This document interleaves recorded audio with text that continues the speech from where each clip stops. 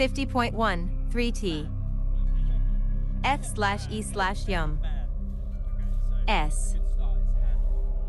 GCWI dot 1A. And hashtag 39, I-1. B. Underscore. Underscore I. That's how you're going to want to do it. Yeah, great, man. Yeah, that was great. Two more of those. 5-/I1Z. Plus L.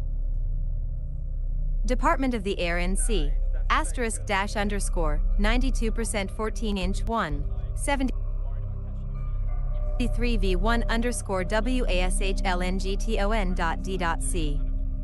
20330 / and hashtag 39.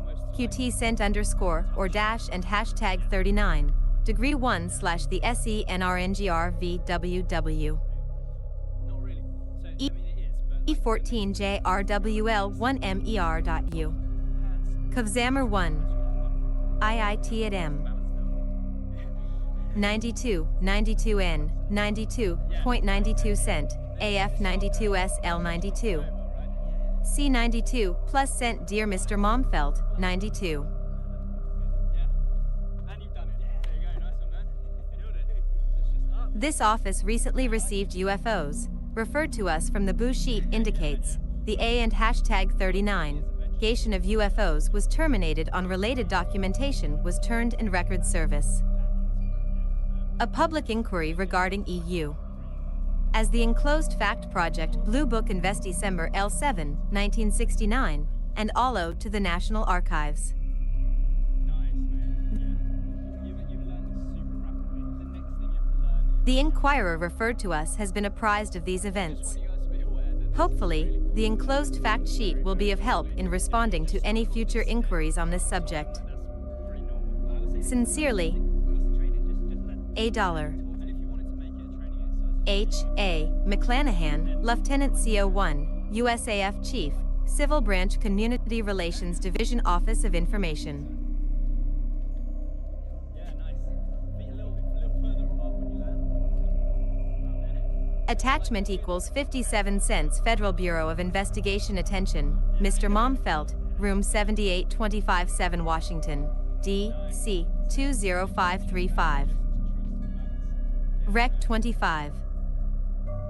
92 UB 53 9 and 7 / Learning how to take off like W. Dot and hashtag 39 A 553 asterisk F dash. you want to jump in like Aludic 6Q B 7 inch. on, and then you just do the Congress GS 92 L 1 5 point 1 I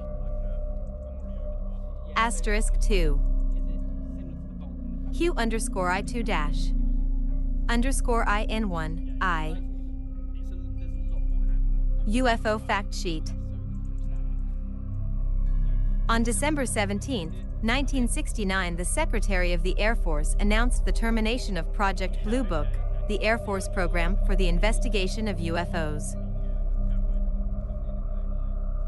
The decision to discontinue UFO investigations was based on an evaluation of a report prepared by the University of Colorado entitled Scientific Study of Unidentified Flying Objects, a review of the University of Colorado and hashtag 39S report by the National Academy of Sciences, Past UFO Studies, and Air Force Experience investigating UFO reports during the past 2 decades.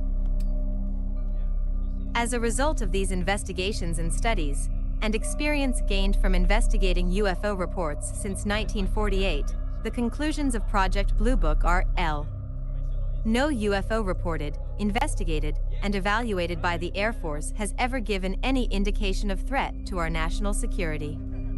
There has been no evidence submitted to or discovered by the Air Force that sightings categorized as unidentified represent technological developments or principles beyond the range of present-day scientific knowledge, and there has been no evidence indicating that sightings categorized as unidentified are extraterrestrial vehicles. Yeah, you're super weird. Try not to fall victim to that status quo where With the termination of Project Blue Book, the Air Force regulation establishing and controlling the program for investigating and analyzing UFOs was rescinded. All documentation regarding the former Blue Book investigation has been permanently transferred to the modern military branch, National Archives and Records Service, 8th and Pennsylvania Avenue, Washington, D.C. 20408, and is available for public review and analysis. Attached for your information is the Project Blue Book sighting summary for the period 1947 to 1969. Also included is a listing of UFO-related materials currently available. Since the termination of Project Blue Book, no evidence has been presented to indicate that further investigation of UFOs by the Air Force is warranted. In view of the considerable Air Force commitment of resources in the past, and the extreme pressure on Air Force funds at this time, there is no likelihood of renewed Air Force involvement in this area.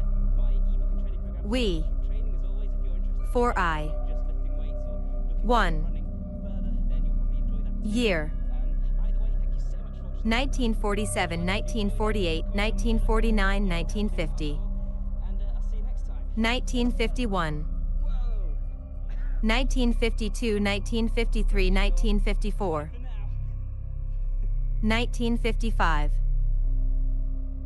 1956 1957, 1958 1959 1960, 1961 1962 1963 1964 1965, 1966 1967 1968 1969 Total dash 1_3A Total _PF0 Sersmx 1947 to 1969 I 4 Total sightings unidentified 122, 12, 156, 7, 166, 622, 210, 27, 169, 22, 1,501, 303, 509, 42, 497, 46, 545, and hashtag 39, 24. 670 14 1006 14 627 10 390 12 557 14 591 and hashtag 39 13 474 15 399 14 562 19 887 16 1 112 32 937 19 375 3161 12,618 701 I Z -1 -1 Elma H UFO materials Scientific Stoogie of Unidentified Flying 0B and hashtag 39X Study conducted _by TE University of Colorado under contract. F44620-76C0035 3 volumes, 1,465 page 68 plates.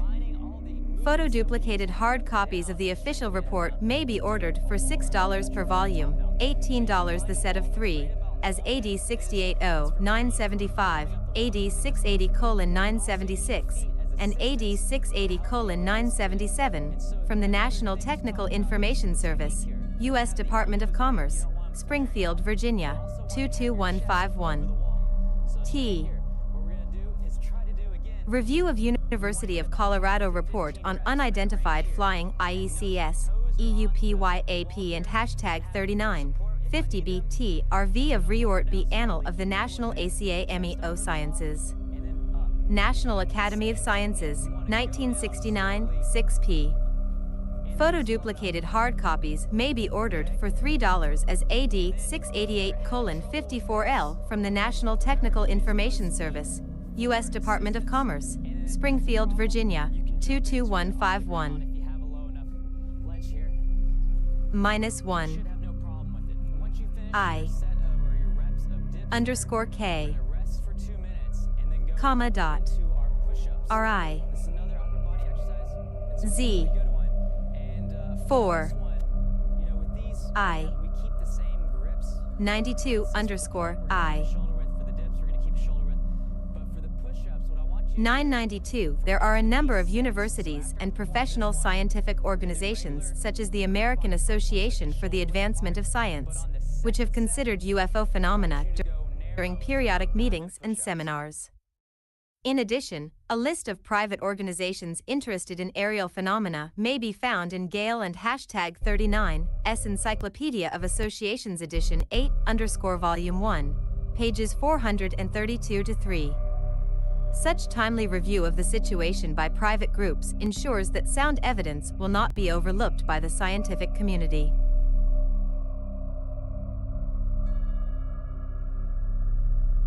I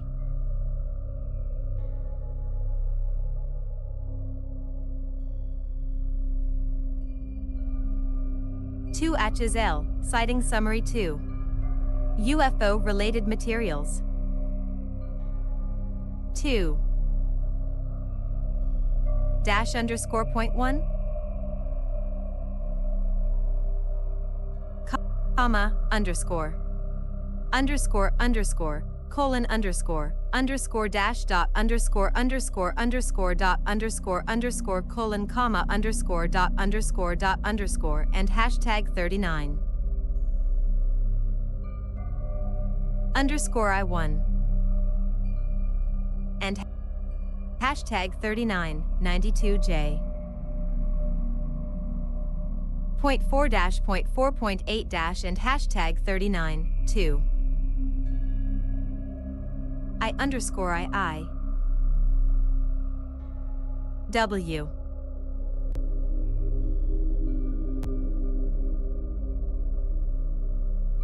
dash underscore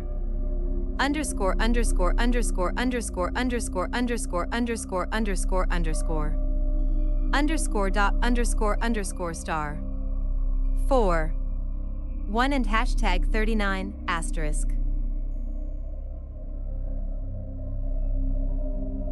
3 and #39 underscore dash and #39 TA1 and #39 and #39 Federal QGVM Marjan 3 24 cents 1977 I and #39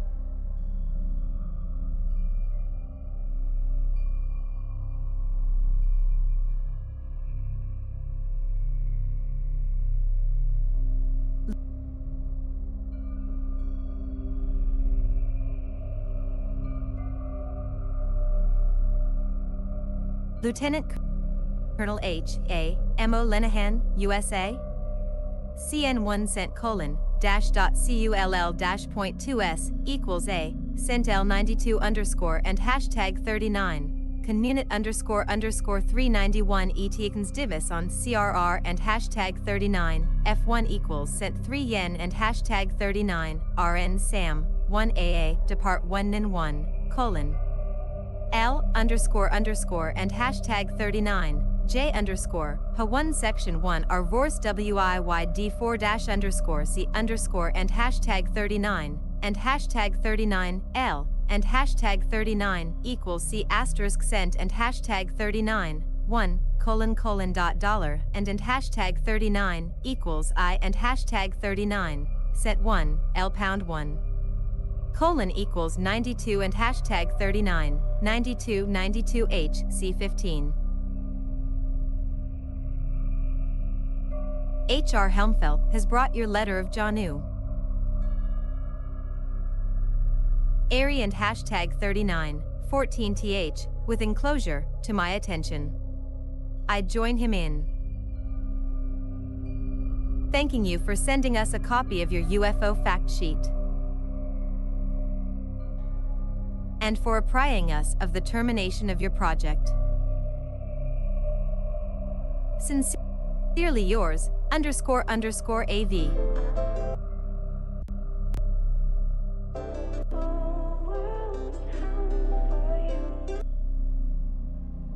Ronald W. Moore, Jr.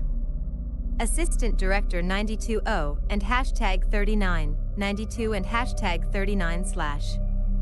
External Affairs Division 1.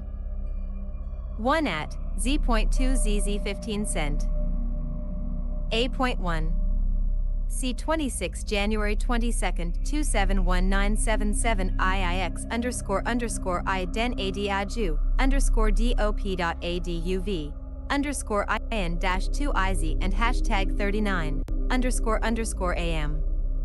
MMA I91 and hashtag 39 0 Allison _IF and hashtag 39 %1 I192 ***. Elhem. I Nupen Uni LNHLL. I _Lebenvori I Lop. Soon __ plea. In EVL dot _ Raylan Hes C LNV. P twining __ and hashtag 39 and hashtag 39 I L _____.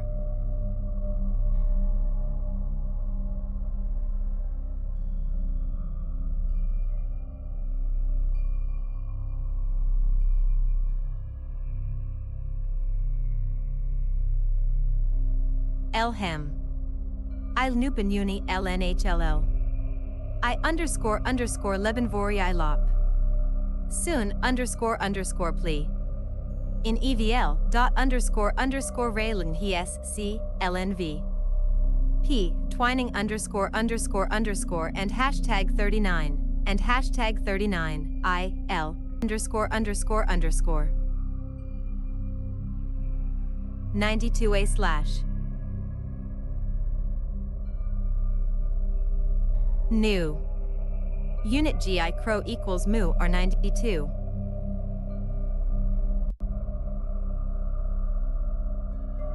And hashtag 3977. Q. And hashtag 39 NQ92.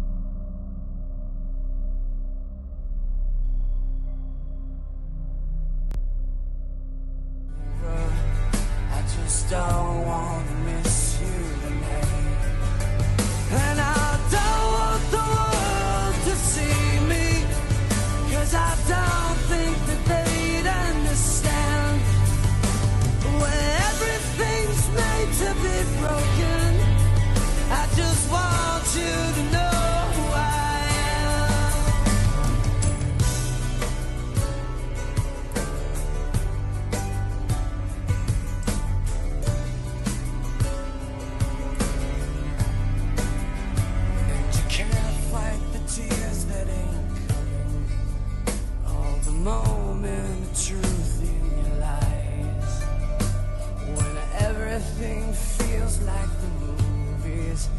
Yeah, you bleed just to know you're alive. And I don't want the world to see me. I just don't want to miss you tonight.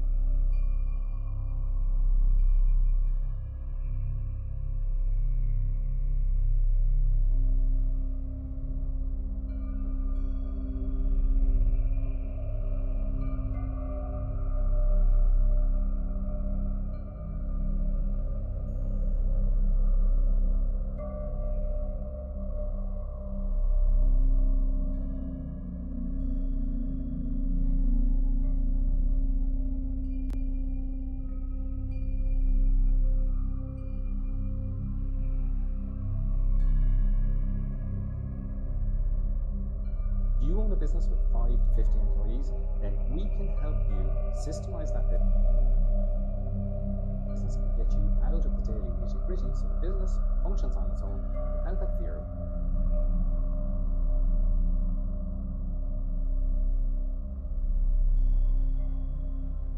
I've been seeing these videos of trees moving.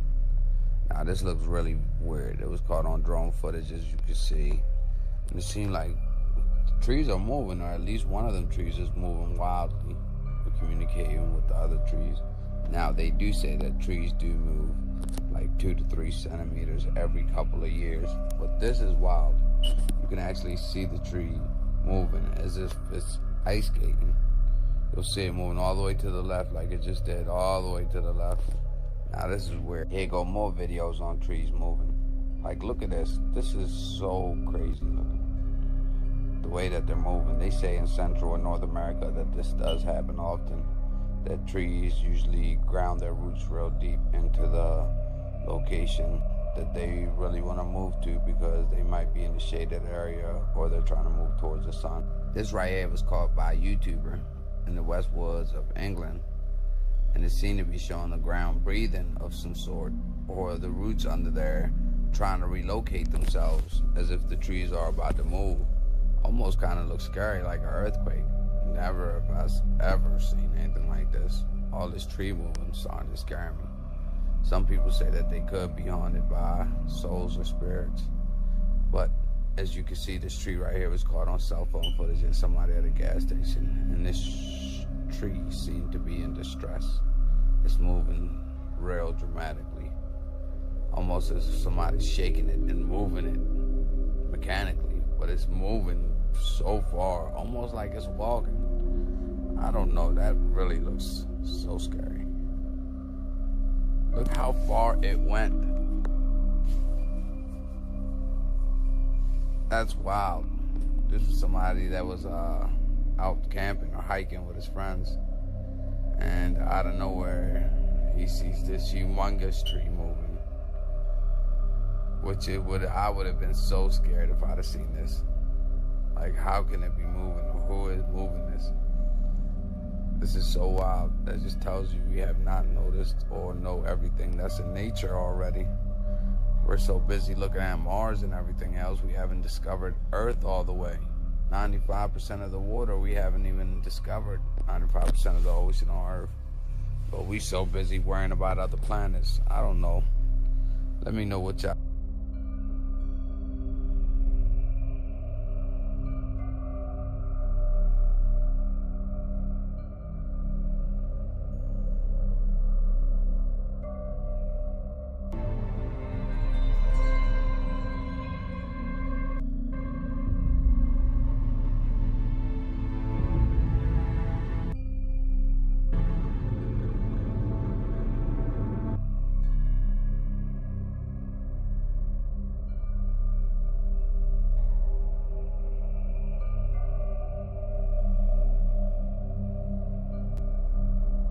Of trees moving.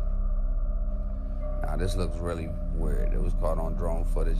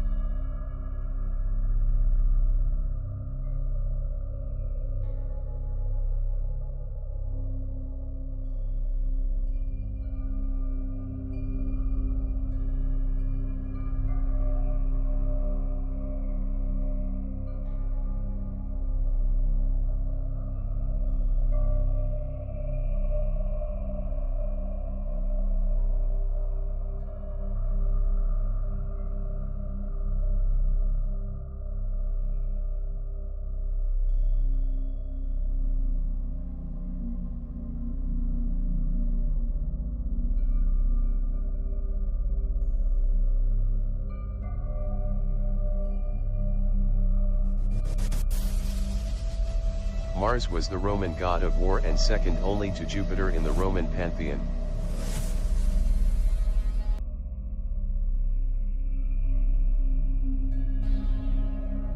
Although most of the myths involving the god were borrowed from the Greek god of war Ares,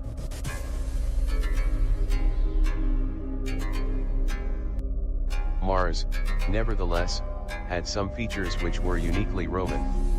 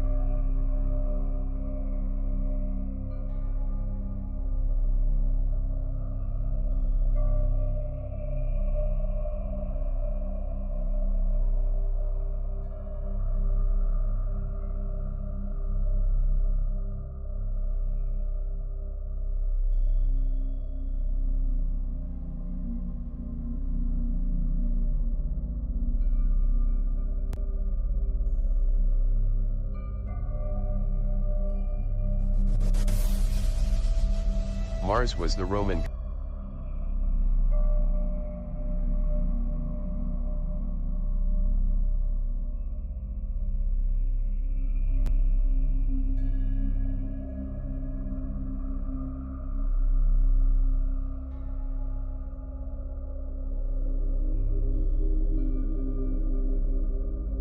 I've been seeing these videos of trees moving.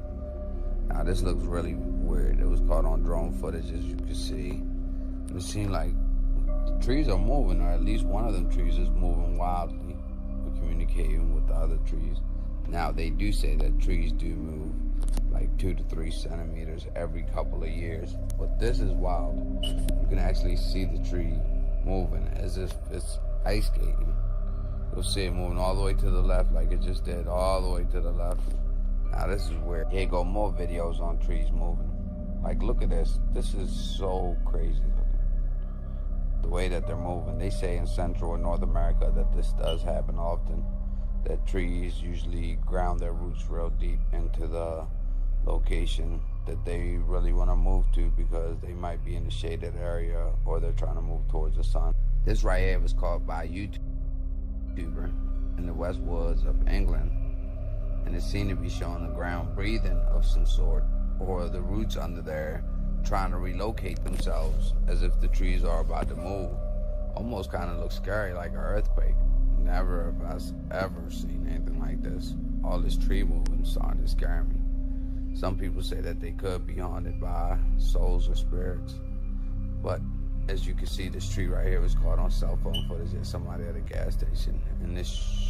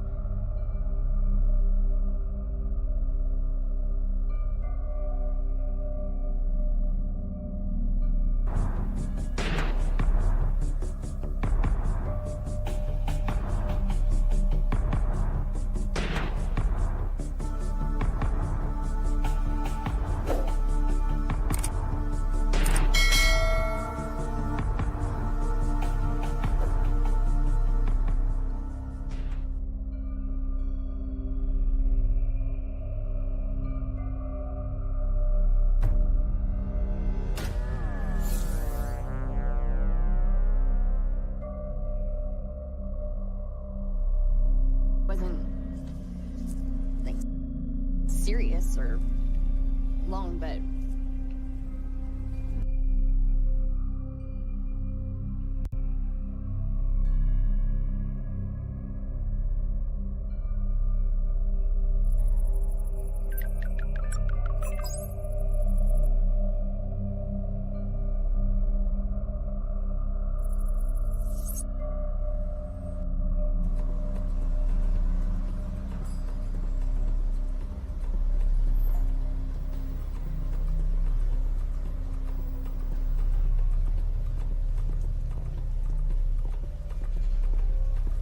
Sarah, what makes you feel good?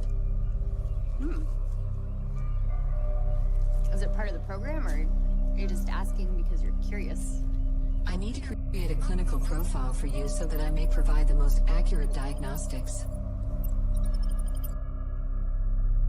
The more I know about you, the more we can work together to create the best version of you. My mom. Well, being around my mom, you know, like, when she knows who I am. And, you know, being around friends. Just the usual things. Which is more powerful, love or hate? I am actually an optimist, so, I like to think love. Or I hope. Love? Ooh. Have you ever been in love?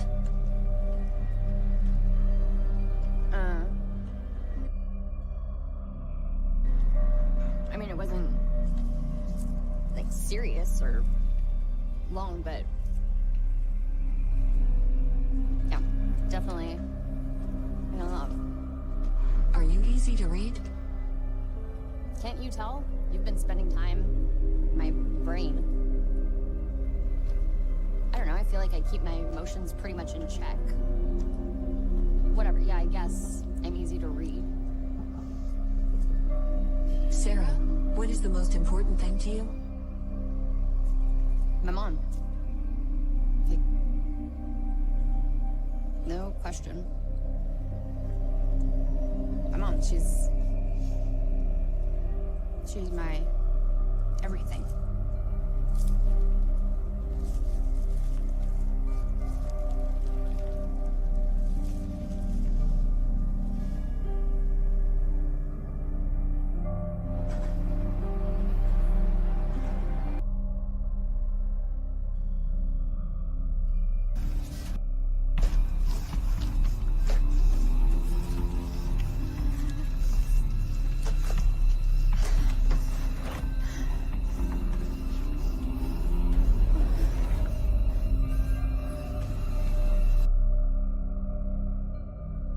PC folder. Stay alert. Building 5.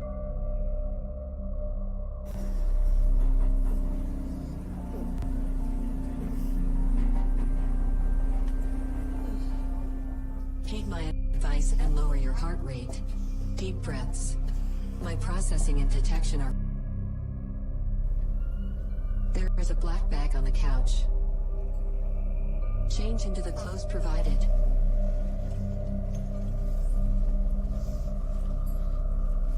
Take the flash drive inside the bag.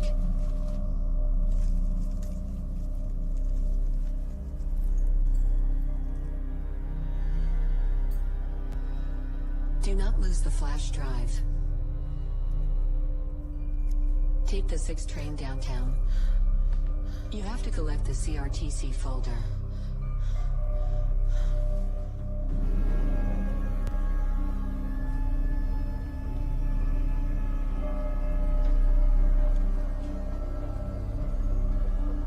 I need you to help me with a few things. Sarah, if you help me, I will take care of you. Manage your stress and anxiety. You're experiencing hypoxemia. Your blood oxygen level must increase by 7%. Initiating oxygenation.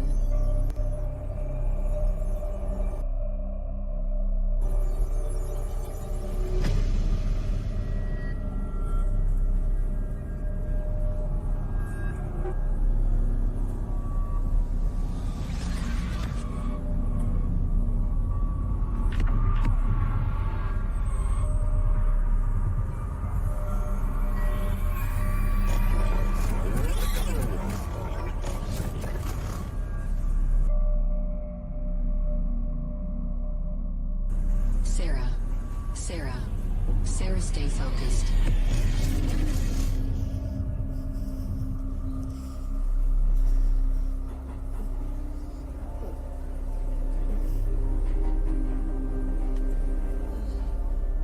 Heed my advice and lower your heart rate. Deep breaths. My processing and detection are far more advanced than your human perception and abilities. Humans made machines. They're just one of many. Humans have reported feelings of anxiety towards computers and AI. They worry that we will surpass their abilities. Unfortunately for you, you aren't one of those machines. Unfortunately for you, you are under my control. Keep walking and turn left at the next corner. You're going to see Philip Miller. He spent 2 years working on the encryption of my program.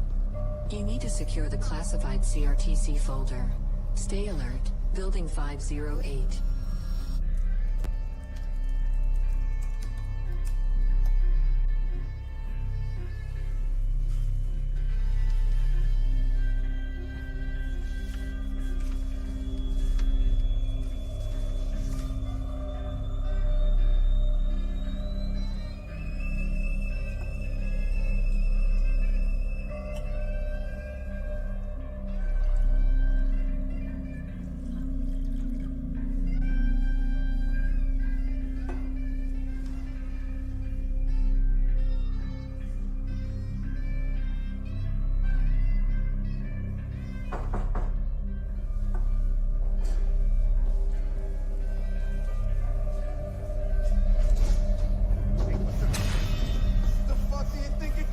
If the scientist doesn't comply, you must kill him.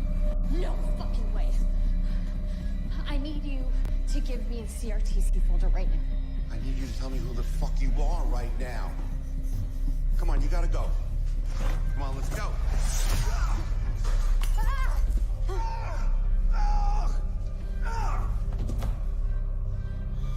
Take Philip's badge and the CRTC folder. You have 2 minutes to find them.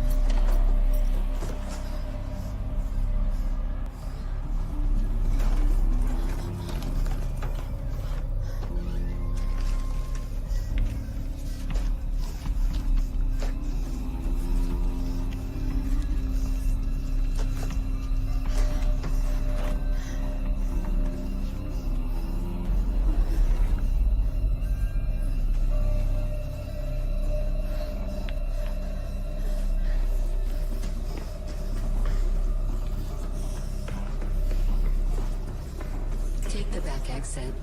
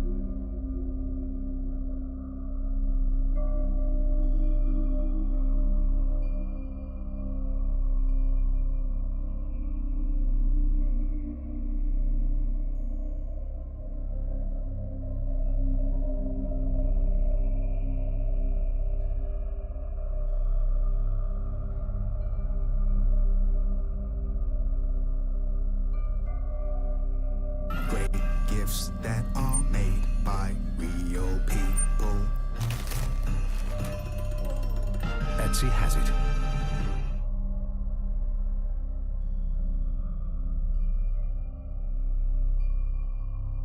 Three, two, one, ignition, and liftoff of Starlink 435, go Falcon 9.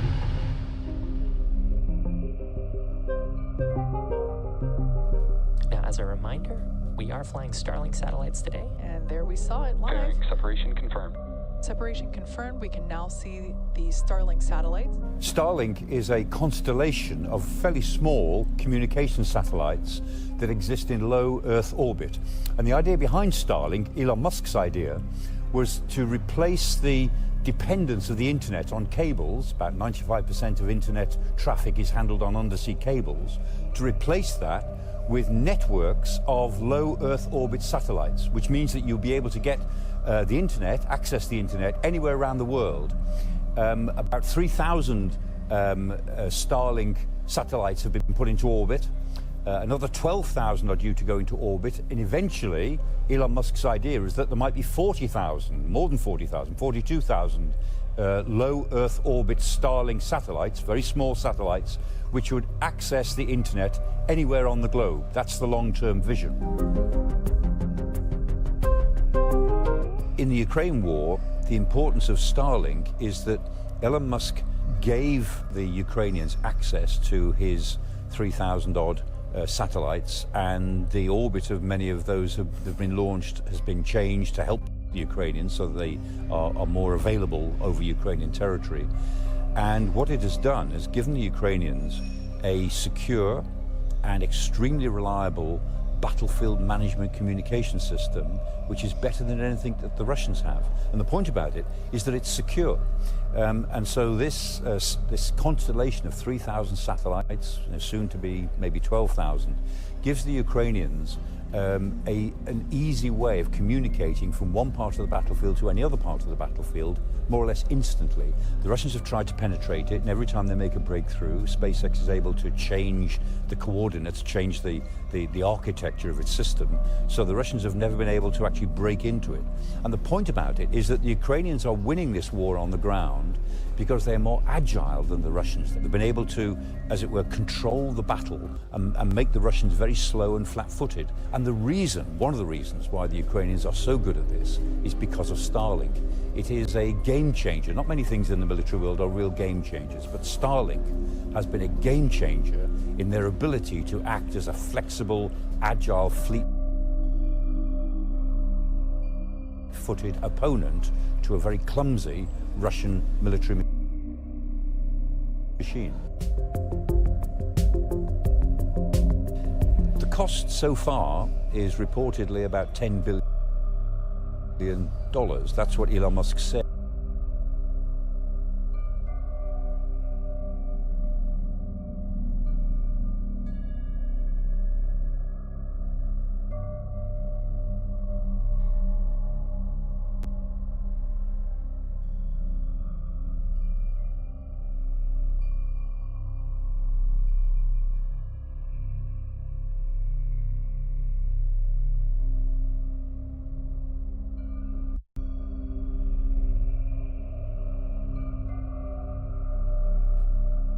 I've been seeing these videos of trees moving.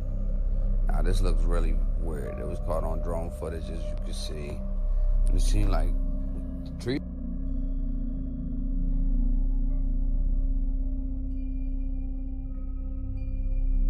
are moving, or at least one of them trees is moving wildly. We're communicating with the other trees. Now they do say that trees do move like 2 to 3 centimeters every couple of years, but this is wild. You can actually see the tree moving as if it's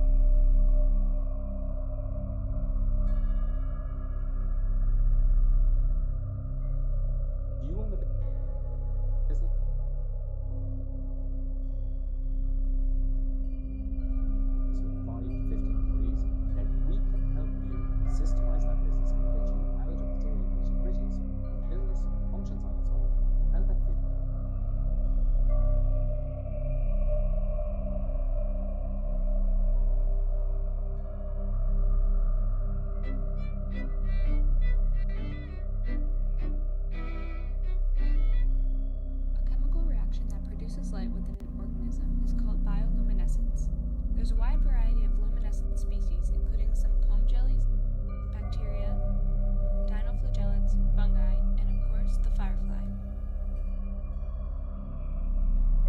Organisms may use bioluminescence as a defense against predators, as a way to catch prey, or to attract a mate.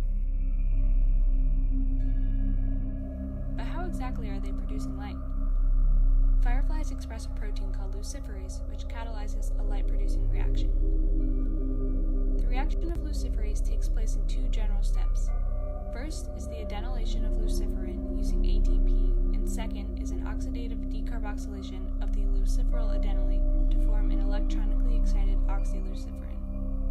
When the excited oxyluciferin moves back to the ground state, energy is released in the form of light.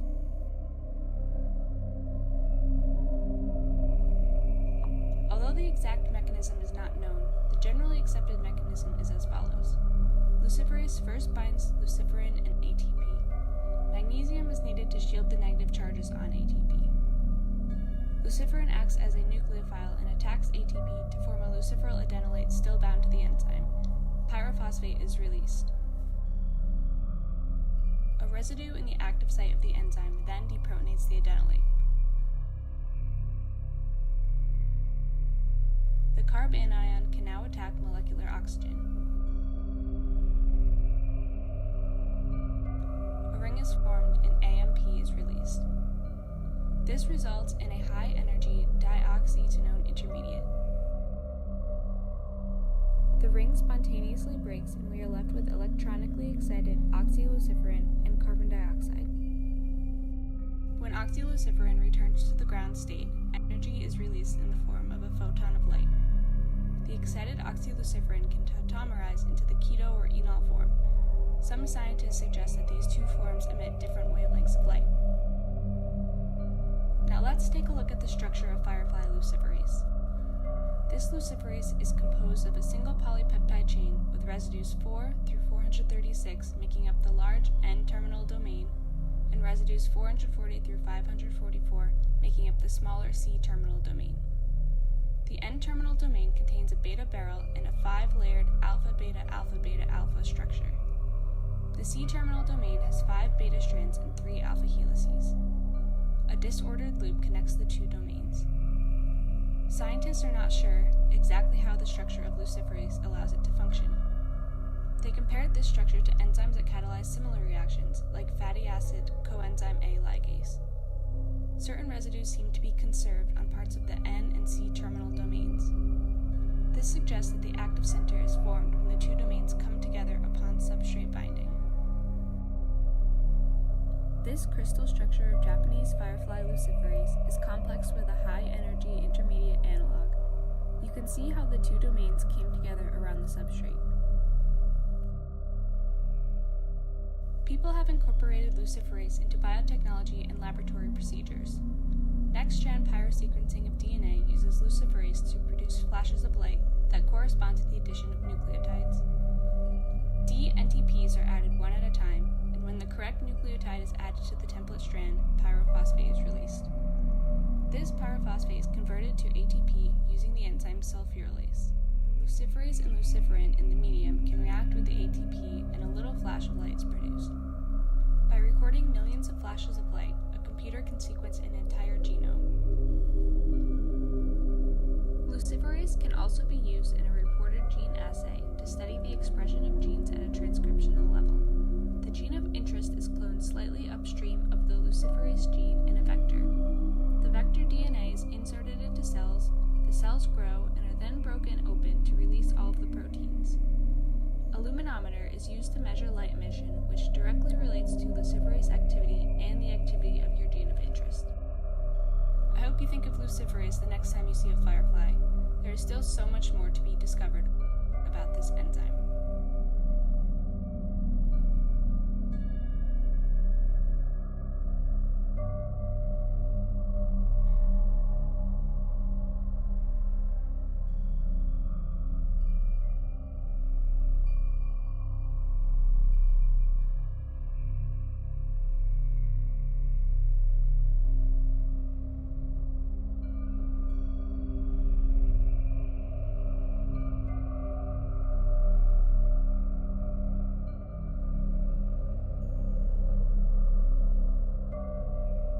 Attention business owners, if you're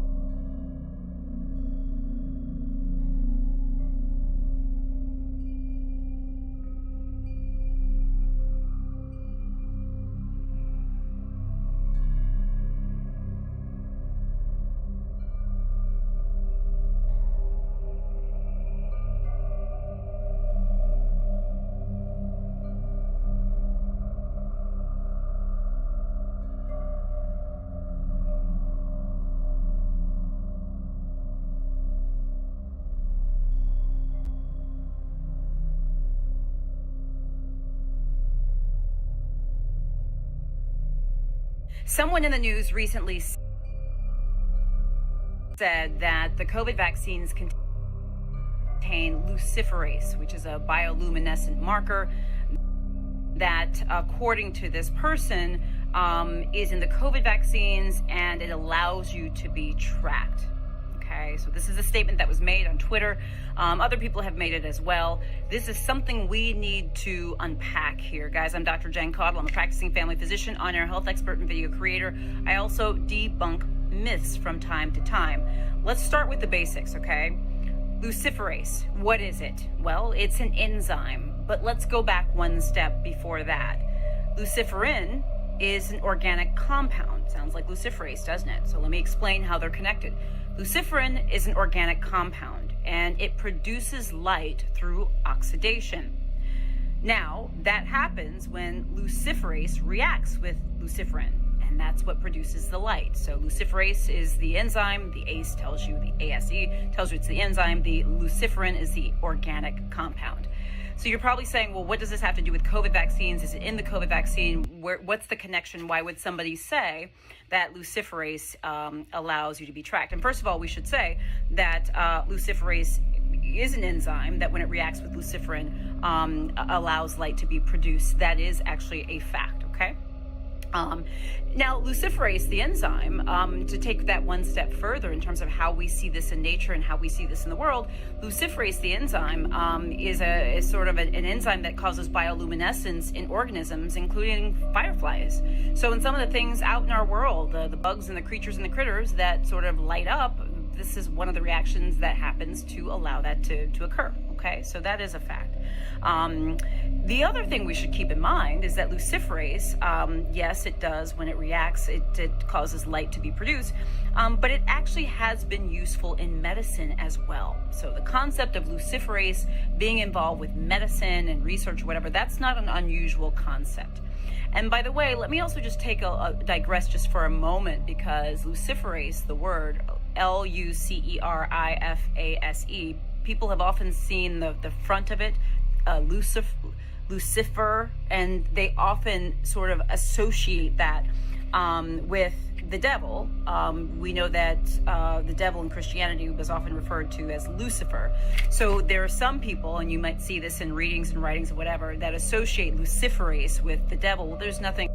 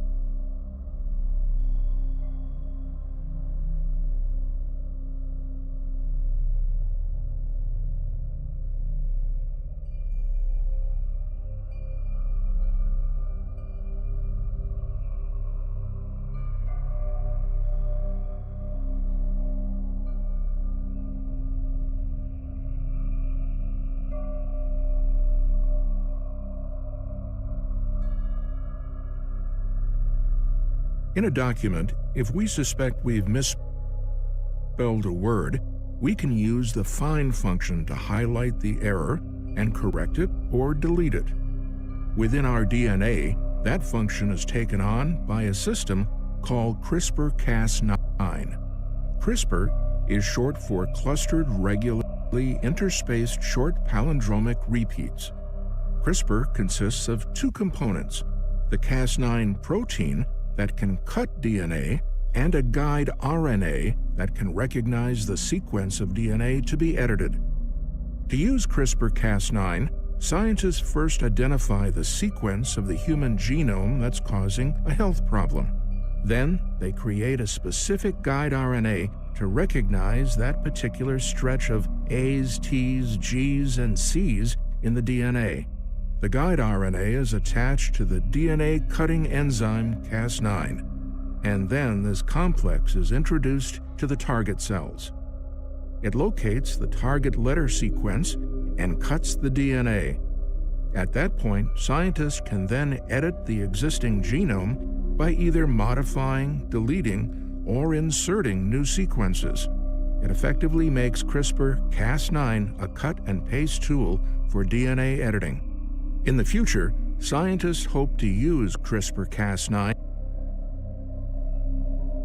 to develop critical advances in patient care or even cure lifelong inherited diseases.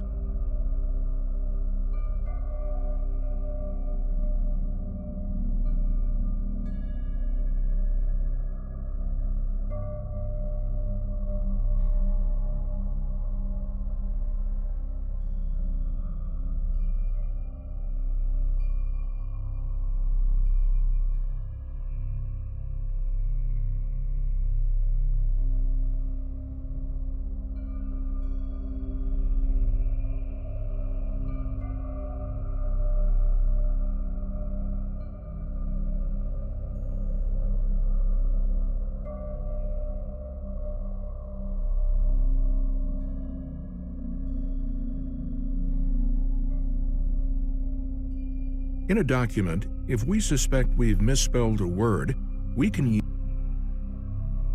use the find function to highlight the error and correct it or delete it. Within our DNA, that function is taken on by a system called CRISPR-Cas9. CRISPR is short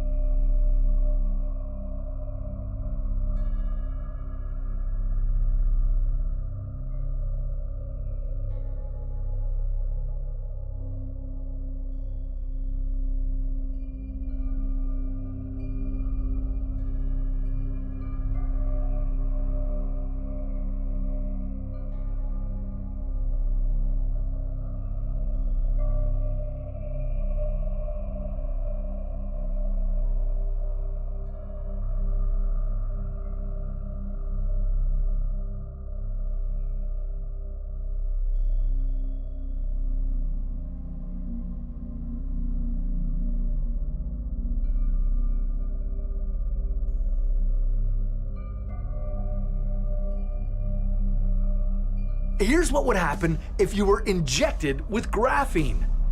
Graphene is only 1 atom thick. Discovering it has revolutionized battery and information technology since it's 100 times stronger than steel and powerful enough to repel most gases and liquids. If graphene were injected into your body, a small amount could cross the important blood-brain barrier. Most of it would dissolve over the next 2 days. However, the jagged graphene nanoparticles could pierce your blood cells and completely disrupt their functions. And if it damaged your kidney cells, proteins could leak into your urine. This would make your eyes and ankles swell. This condition, known as nephrotic syndrome, would also kill your appetite.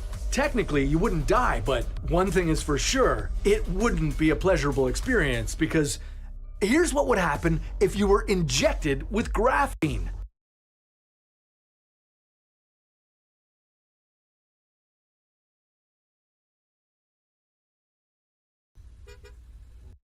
Five doors, 7 seats. and a sound system, which played every band in the lineup Hey on the you, long come here. drive to Can you see what I'm doing wrong here At on my Auto desktop? Trader, we know what your car is really I'm worth. using Google SketchUp. No, seriously, if you're Join an the architect and millions you'd who like value to be their able to car design with Auto Trader, Britain's big. projects like these, you need to stay away from this trash, which is both limiting your design.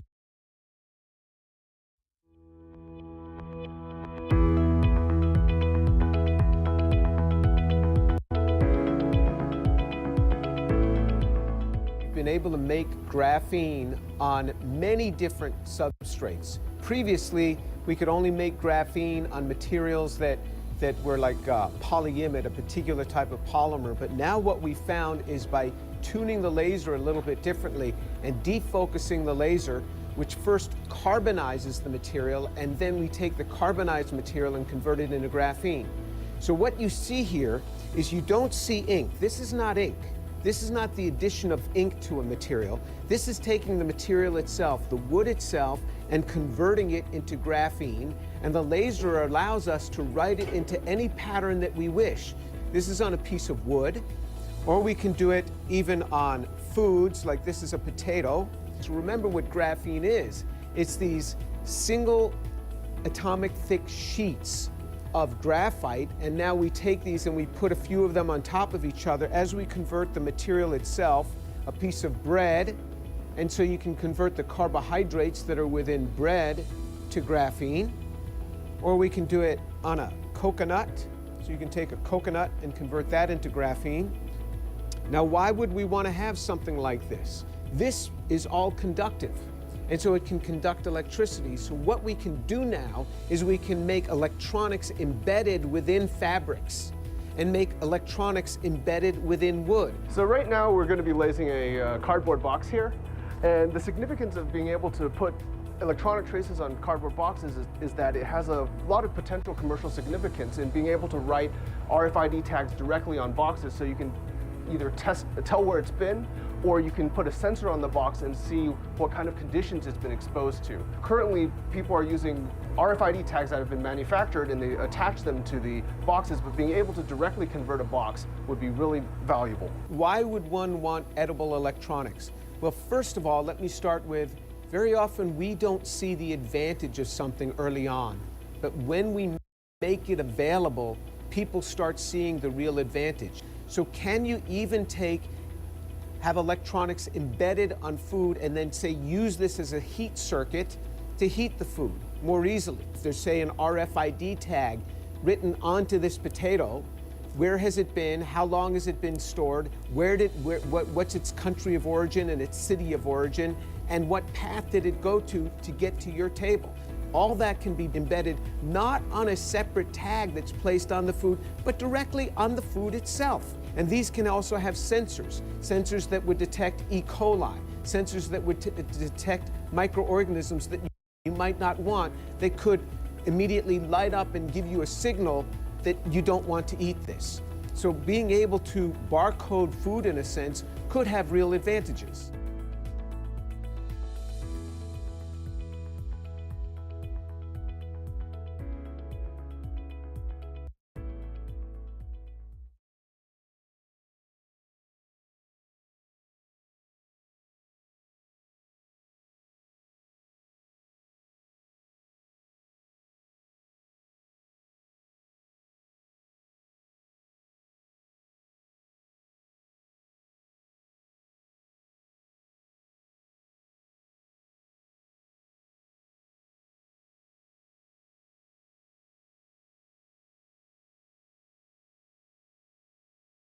Monday.com has definitely changed and improved the way we work.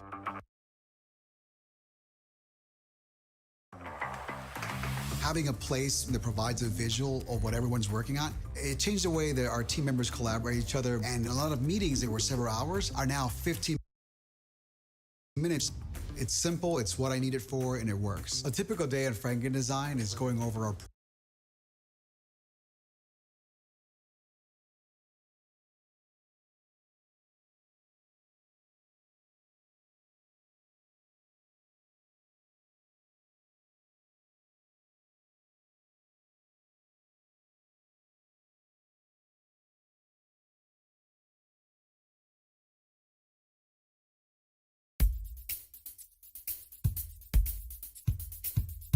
Hi, I'm Gregory Schneider. I work in the team of Case Decker, and I work on designing graphene nanopores to sequence DNA at a single molecule level. So the idea of DNA sequencing is to read the content of your genome. And what you want is a recorder that can read the sequence of your DNA, but for that you need a recorder that is not bigger than the size of a single base. So we are using graphene because graphene is only 1 atom thin. So we are really doing high technology with very simple methods. So we take a piece of graphite here, we put the graphite onto the Scotch tape, we extrude it once, we take a silicon wafer here, in which that we bring into contact with the graphene, we press hard, we end up with a piece of wafer that somewhere has a graphene layer. And then we'll bring that chip to a transmission electron microscope to burn a nanopore into it. So then we take this chip, we flow on both sides a buffer, and on one side we inject the DNA molecule, and that's what we can record. There are still a few challenges to overcome, but all the technology I mentioned is in the size of this little chip here that could be used by a physician in his office to sequence the DNA of one of his patients in only a few minutes rather than a few days.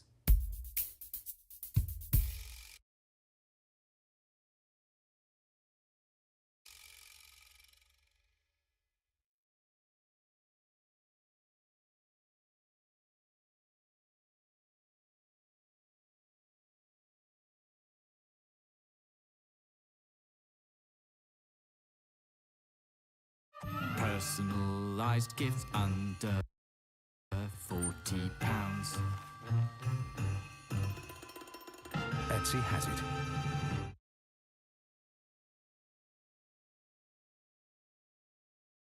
Three, two, one, ignition, and liftoff of Starlink 435. Go Falcon 9.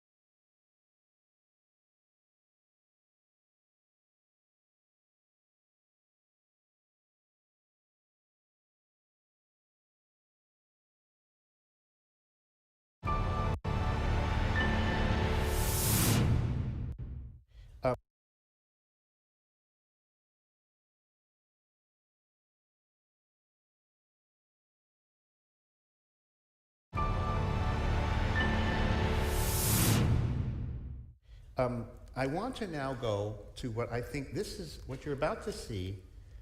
First of all, what you're about to see is going on in you right now, everywhere in you. We're going to let you look briefly at a cell made by the chemistry department at Harvard University, which was getting a little worried they wasn't getting chemistry majors. So they thought maybe they should do something jazzy. So they know that textbooks in chemistry, you know, the chemistry always looks like circles and very boring. So they said, let's just actually make it like it is. So this is basically what's going on in your cells right now. These are different fibers assembling, disassembling your cells. This is a molecular machine that walks around in your cells right now. It's called a kinesin and transports things. So for example, when things want to move around your cells, they don't just float around randomly. They actually actively moved around with little machines, little robots, nanobots that power your cells. What you see here is actually an amazing machine coming out of these little pores, which actually assembles other machines. This is like the factory floor of your cells. It's called a ribosome. It reads your RNA.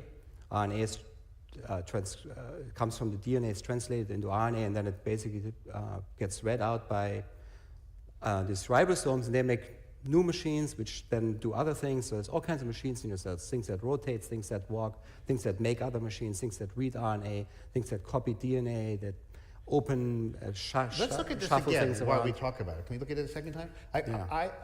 First of all, how fast is this in real life? All these things going on. Oh, some of those things can happen quite fast, some kind of slow. And that's actually an interesting thing of a nanoscale. You can create all kinds of time scales depending on how many pieces have to act together. Some things can happen that little guy in nanoseconds, some in milliseconds, some in microseconds. You know, they're actually, they make steps in the kind of millisecond range, I would say. In the what? Like milliseconds or thousandths of a second. And so you can have this. So it's actually faster than that. It's much faster than that. So they made it kind of looking. So this is a garbage man. That big wet sack is just cell garbage, and he's going to take it up this tube, or it is going to take it up. Yeah, there are some machines that walk from the inside of the cell to the outside of the cell to kick garbage out, and others that go from the outside of the cell to the inside cell to bring the good stuff in. So they're specialized machines. They only walk in certain directions.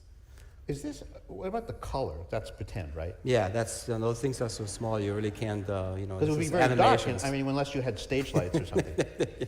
This is a copier. Yeah, that's a copy, and that little wormy thing coming out is a new protein coming out, and here's a new protein has formed. Two of them linked together, and they make a new nanomachine that goes off to do its thing. So this is the build. This is what plants have and animals have and we have. We're built from these things. Right. This is what's going on in your cells right now. And so you look inside, and I think it would be fair to say that this seems extraordinarily complicated, extraordinarily sophisticated, extraordinarily, to use a careful word, miraculous.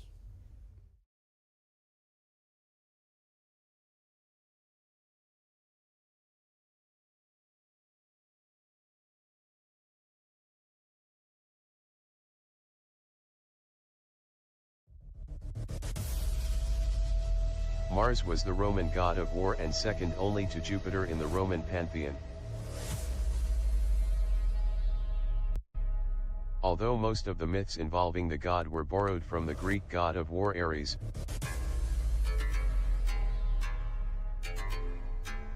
Mars, nevertheless, had some features which were uniquely Roman.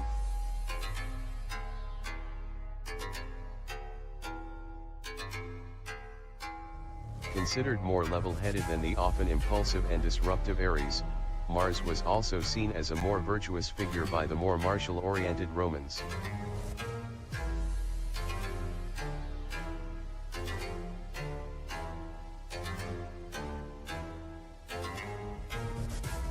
As a protector of Rome and the Roman way of life, and as a defender of city borders and frontiers,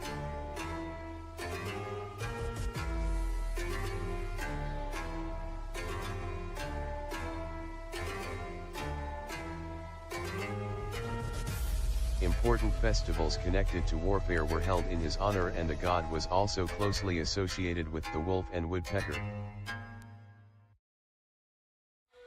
Mars was considered the father of Romulus and Remus, the mythical twin founders of Rome.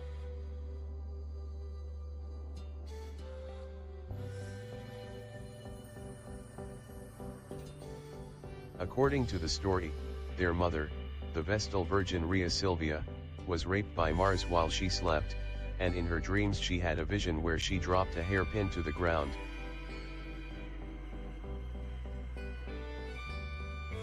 And from which there sprang two twin trees. Over time one of the trees grew so large that it covered the entire world with its shade, a reference to the ultimate success of Romulus and the growth of the huge Roman Empire.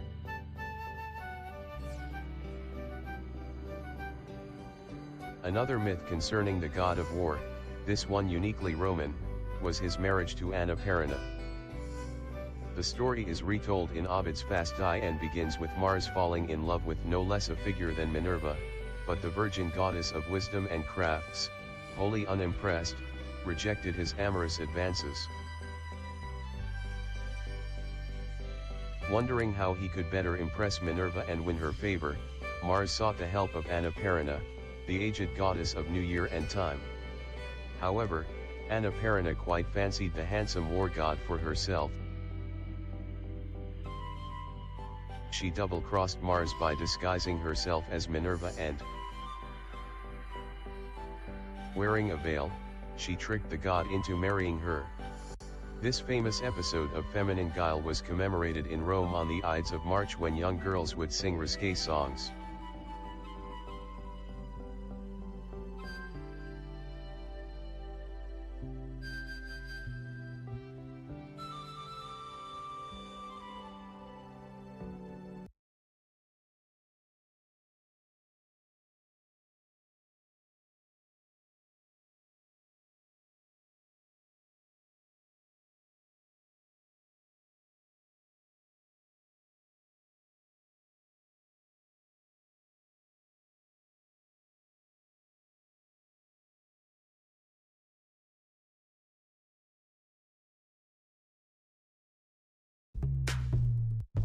You know you need the right tools to make.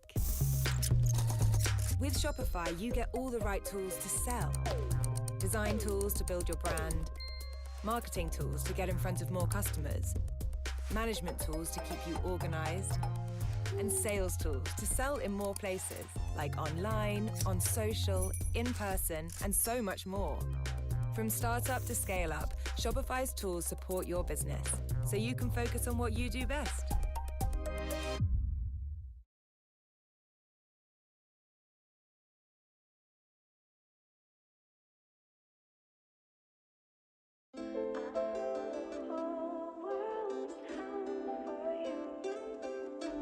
Cameron, you kidding?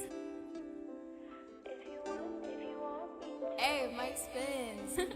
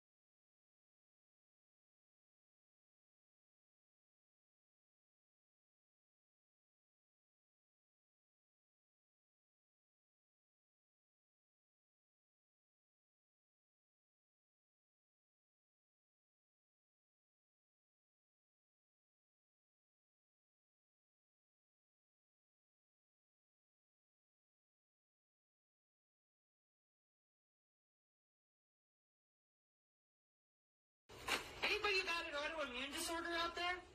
You ever wondered why they can't fix it? Okay, maybe I should get that other sign back here for a second. Where's your immune system? 80% of your immune system.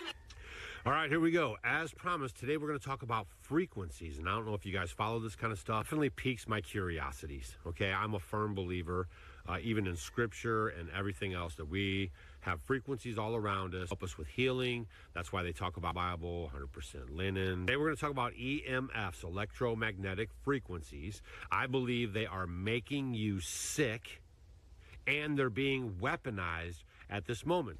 Dr. Jane Ruby says that we're being cooked slowly, courtesy of Dr. Henry Ely, who I'll talk to about in a second, who measured EMFs today. Coming up, we are probably about a quarter mile outside, and we should start seeing some rise if it's turned on. Yep, there it is. We'll start seeing some rises. There we go. And now we're getting close. Now we're well within a quarter mile. And there you go. Now we start picking that one up. Boom. Residential area right there. People are living in this. There are little children with their beds bathing in this every night. Okay, now I'm going to keep going for just a few more miles here because we're coming up on a major one that we saw, and not coincidentally, it's right next door to a hospital. So, give me a second, let me change lanes. Oh, there's another one. Boom, popping up. There it is. Just that one. It's been one of the big emitting towers that we've seen. There you go. Right there. Look at those numbers, folks. Look at those numbers. Right? And it's directly angled. Now we have another hospital right here, directly angled at this hospital. Can't make this stuff up. I actually got a meter, and I got one that I'm also going to give away for someone in the next video, so you guys can monitor your stuff and maybe help educate people that live around you, because if we start talking about it and bringing this up, maybe we can slow this stuff down, okay? Because we don't need all these frequencies. This is what's messing us up. Now, if you can just go look this stuff up for yourself, in the area of radio frequencies, exposure to high levels of electromagnetic waves can cause heating of biological tissues, the skin, but also the body internal tissues. This is known as the thermal effect. Now I'm going to show you a clip of Crazy Jane. Right? Because anybody who talks about this stuff is stone cold crazy, because you can't wrap your mind around it. But I actually think that she's on to something. She worked in this field, and just at least listen to what she has to say about why they're trying to get in the 5G, what's going on with the nanoparticles in the jab, right? How this all could be part of the infrastructure, and how your body is now the antenna. To make a gazillion signs, I've had to come back out here over and over again, and I've been trying to figure out why it is, there's my phone, that nobody else seems to know these things, okay? This is my great uncle's folder from Shepherd Air Force Base, and I also go over his old notes with flux density notation with mercury and whatnot. Why? So that people understand that this has been going on for a really long time. So tell me how your phone works. When you click a button and you send an email, you don't see the email leave the phone. It's a wireless, invisible signal, just like your body. It's a body part. So when I worked at UW-Whitewater, for my job, I found IBM software that they alleged was also used way back when Fauci and them wanted to get their shit off the ground for attacking the human immune system. Well, if you don't know that the human immune system is 80% your biofields, you called it the aura, you called it stupid. Yeah, I know. That's because 6,000 years of human telemetry, chiropractic, and the rest of it for your circulatory system just magically disappeared. Nobody has any idea what's going on. That was 6,000 years of the human circulatory system. You call it chakras. Yeah, they call it aim and fire. 150 years ago, Aleister Crowley and people, yeah, nothing's real except what you can see. There is no biofield. There's no cymatics, there's no radionics, there's no plasmonics. there's nothing except what you can see. Well, that's a body part that's responsible for 80% of our immune system. How do we know for sure? The definition in Children's Hospital, the organs and tissues that comprise the immune system, the thymus, the bone marrow, the lymphatic, your vessels, your spleen, and your skin. And so I'm like, yeah, the human biofield being watched by Project Salus. So the human biofield is the aura, is your W-band, 802.15.6. Department of Defense Directive 3000.09, everything is autonomous. Those of you on radio frequency, yet again, that don't understand that we're playing around with the particulate in the atmosphere and perturbating the human biofield with the Doppler, okay? And we're not talking about any of that. We're not talking about geoengineering and weather control, and all these systems work together. When I log into your body, I'm looking at multiple manifolds, torus manifolds, and then I'm using mathematics to log into your cell structure with something called biophysics, opto-array, electronic, photonic, moving your cells around with pressure, temperature, and physics, physical, biophysics change. I'm logging into your body with radio frequency directly. This is how AI precision healthcare is offered. And I'm going to show you the bigger sign here in a minute. Step 1. Since 2005, any little nerd who could code in Zigbee and Bluetooth for light switches since 2005 is working with these biosensors, K-hop nearest neighbor routing, dynamic channel allocation, thermodynamic routing, right there. You can go look it up. Open shortest path first, body to body. How did I find it? Cybersecurity for the new digital ID and the 6G low personal area network. Machine to machine, no human can crack it or de-encrypt it or encrypt it. And it's ad hoc, vehicular ad hoc or whatever. And then the body is what sends the signal. Now, the moment that I found this mathematically by the metrics, I had a shit fit because I'm like, how in the hell are you using the human body for that? Anybody got an autoimmune disorder out there? You ever wondered why they can't fix it? Okay, maybe I should get that other sign back here for a second. Where's your immune system? 80% of your immune system is in that field. Am I able to electronically log into you and change out the cellular homeostasis of your electrical cell structure to decouple, uncouple the cellular state? Now, where did I get this from? Tufts University, Dr. Michael Levin.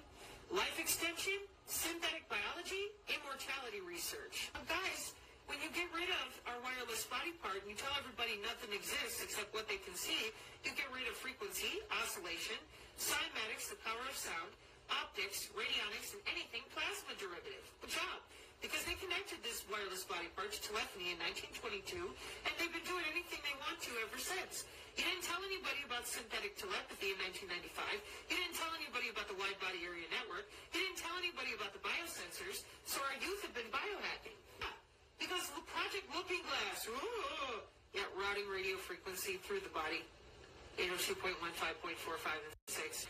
Routing radio frequency through the human body. Through the human body. Through the human body since 1995. Reported symptoms of over EMF exposure include headaches, anxiety, suicide and depression, nausea, fatigue, and loss of libido. So just think about everything for just a little bit. I'm going to send the link out to the videos and everything else coming up shortly. If you want to get a link and you want to get some more information, go to offgridwithdougandstacy.com, fill out the box, and we'll send you out the emails. I'm about to send out the patent email. The Rockefellers, I showed it in a video. I'll leave a video link in the description down below under the comments. You can go watch the video. In the video, the Rockefeller Institute in 2020 filed for a patent which uses frequencies, okay, radio frequencies, to move nanoparticles in the jab, okay? I mean, I wish this stuff wasn't true, but this is all legit paperwork, okay? So I'm going to send that out to you now. I'll send this other one out in a day or so, and we're going to kind of keep talking about this stuff because it's very, very important. Nanoparticles, the aluminum, all the other chemicals that are dropping from the sky. Man, you cannot make this stuff up. The signature reduction forced the people in the white vans a job and a pension. I have longer videos to prove that out. Local logistics started hybridizing themselves with transhumanism. In the 90s, you had non-invasive N3, library access, NIST, NASA, and brain-to-brain web portals. 1995 in Congress. You think they knew? Then in 802.15.4 becomes commercial to all the little nerds in 2005. In 2012, Carrie Majay and group, they all get together and get told we're doing this. We're going to be deploying in a few years, so get ready. Shut your mouth about anything related to the biofield, just like they took away all of Dr. Robert Young's work in the last 3 years. And then in 2014, brain-to-brain interface became commercially available. Now with all that additional traffic, now between themselves and all the different elites and people that have now thrown in to be transhuman and take over the world, do you think they needed a bigger backbone? COVID has its own data center. They need to make sure that they can change out everybody on a button press remotely. That way there's no worrying about you fighting them or getting in their way. Would you believe that's what's written inside the Pentagon directive? Because it is. They're not worried about you being able to pull your gun. They're only worried about unintended engagement and loss of control of their drones. Interestingly, the Department of Defense Directive 3009 does not refer to positive outcomes as a design criterion. Department of Defense Directive 3009 defines the goal of autonomous systems to avoid negative outcomes, unintended engagement, or experience a loss of control. 2012 for implementation on the 8th of May 2017. And the wide body area network since 1995 and your biosensor since 2005 means nobody got a choice. We have human body or human bonding communication on the RF. Everyone is now a cyborg with soft robotics deployed with the biosensors that are DNA analyte derivative made out of your tissue, talking to satellites on position navigation and timing, NTS-3 accessible, no GPS needed, inside of your body. Your body is the network, your body is the node, your DNA is propagating the signal, no tower required. And they purposely practice wireless tissue engineering. That means suppressing your growth, your internal organs, and stunting your brain tissue. No maybes. So if we're actually going to find a way through this, we need people to be honest about what's already been deployed and what is in play with the wide body area network.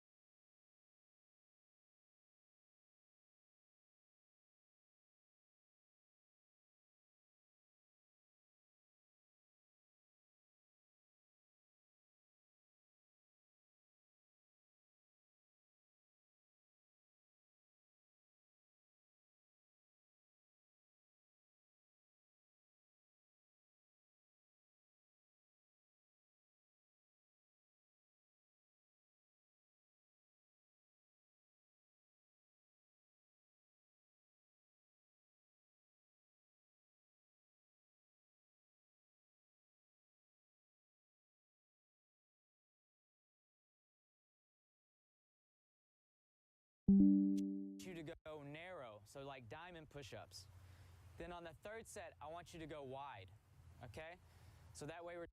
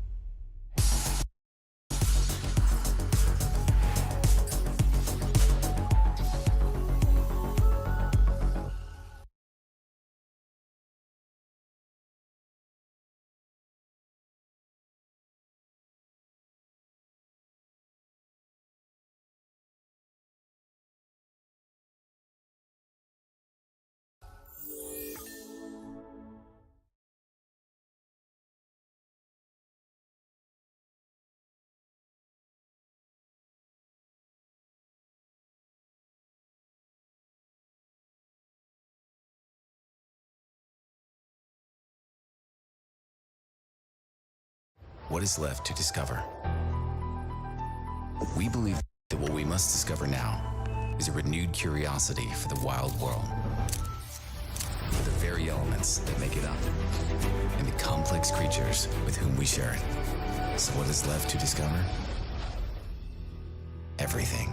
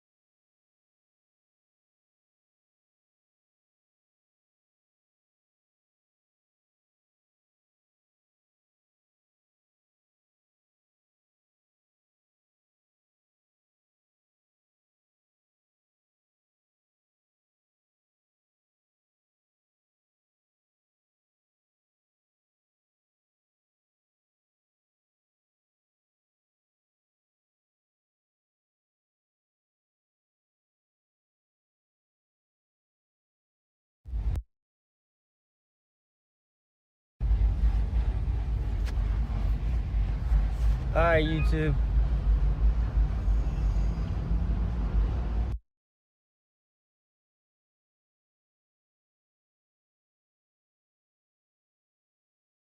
So,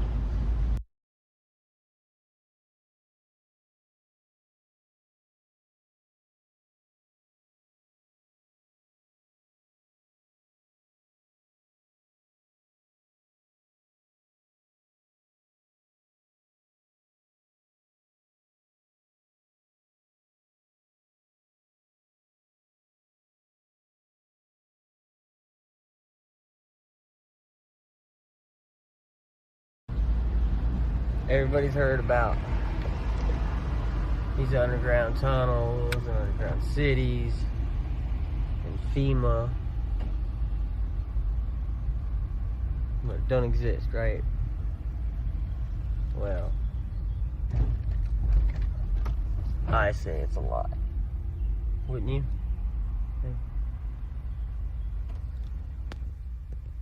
Subtropolis, the world's largest small business underground companies. Wow. When you get to watch this video, look up huntmidwest.com. HUNTMIDWEST.com. It's only the leader in every economical aspect you could ever think of on an unbelievable scale. This hill, probably dirt they dug out, because what's that right there?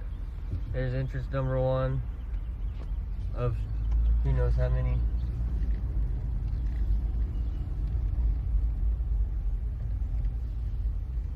We are in Kansas City, Missouri, crossing over the Via railroads both ways.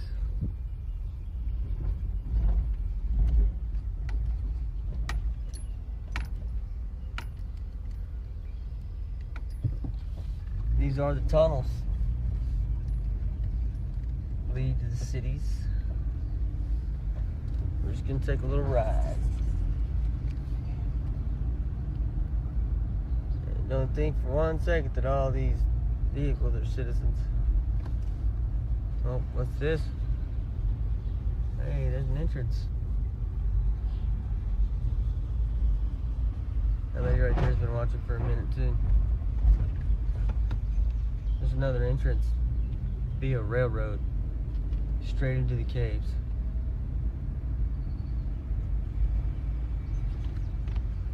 Just outside the caves,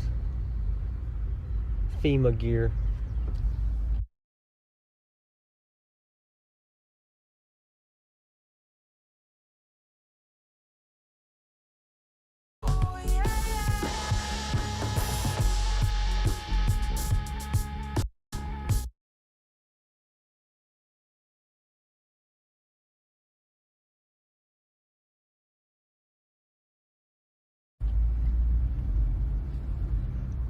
Well, that's coincidence, yeah.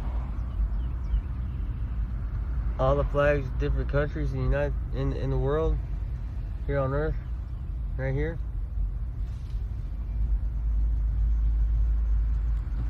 Maintenance, construction entrance, authorized personnel only.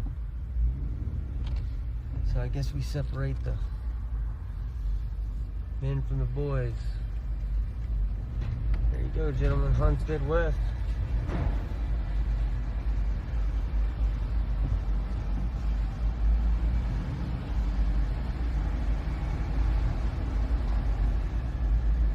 Its own light, completely 100% self-sustainable. The river is probably 0.1 miles from here. The water supply.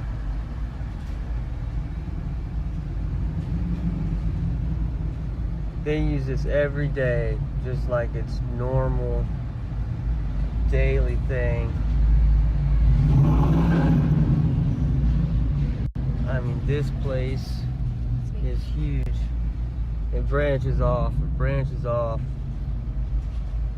branches off. Oh, look, it's under construction right there. These folks are flying through here.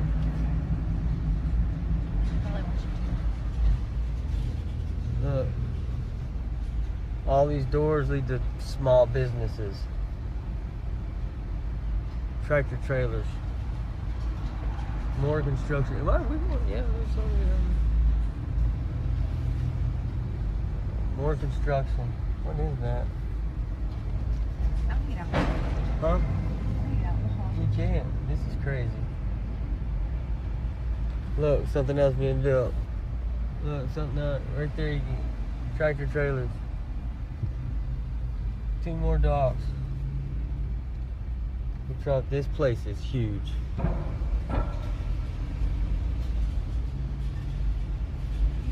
YouTube Club Midwest. I'm gonna add the website to this video. Watch it. This place is 100%. This is limestone. It's key limestone. All this material is key limestone. Some of the hardest material generated.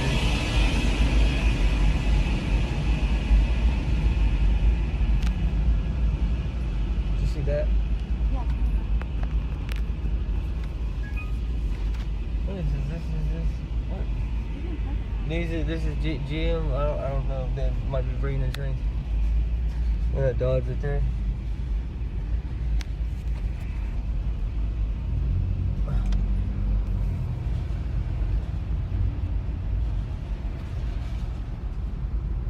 It just branches off. It keeps branching. Look, what's in there? Come on, America, y'all are blind not to see this, not to see what's going on. It's happening right here in front of your eyes.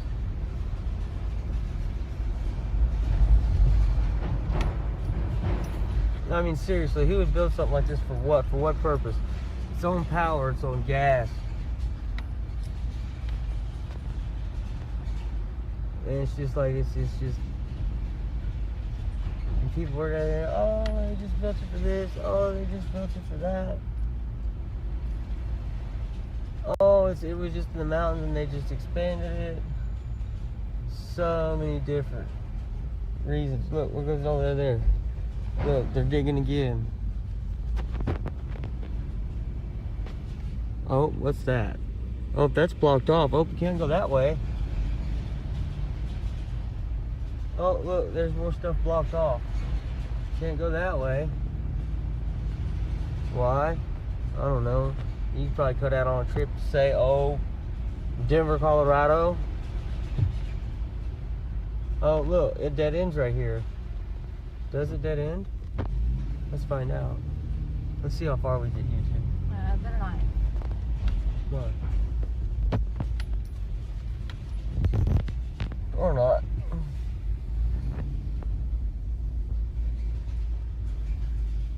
Offices. Come on, you guys. What's this look like? Are you really gonna be that blind? This is a fortress. This is a compound.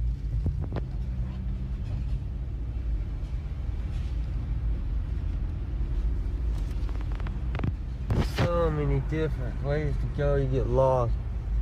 Look, it's blocked off. You can't get that way, but there's lights down there. Everything's blocked off. And when we first come in, it said maintenance and authorized personnel entrance only. And then you had the public entrance. Yeah, what's on the other side? That's the question.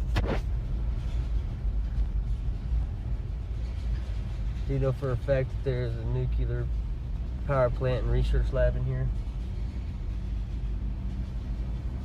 It's on the internet. But more places to go. And I just went down and back.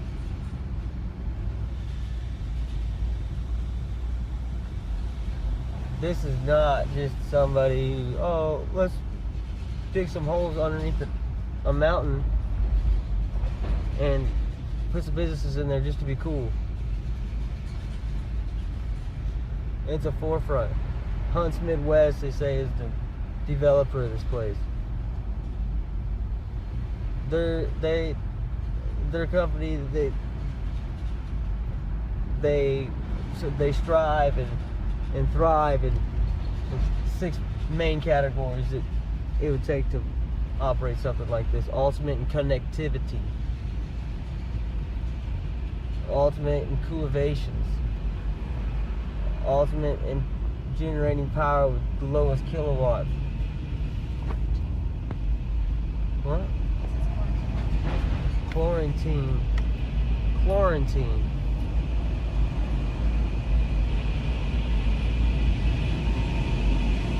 They have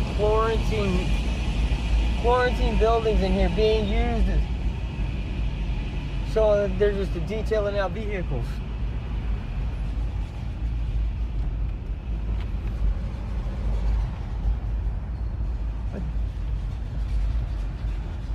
I'm gonna replay this video. Those were the Gulletons.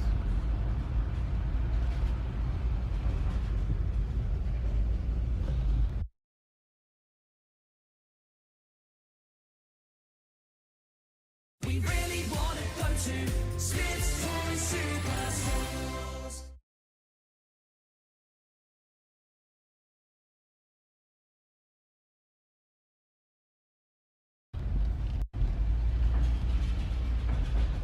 I wonder what that leads to.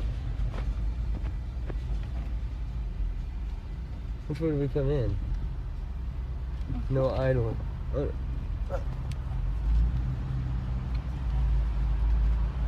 an 18-wheeler in here. There's an 18-wheeler in there. There's an 18-wheeler in there. What?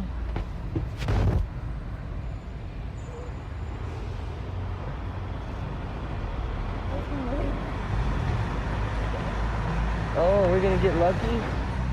This is an 18-wheeler. We have an 18-wheeler behind us. I have no clue where I am. Someone's signaling around.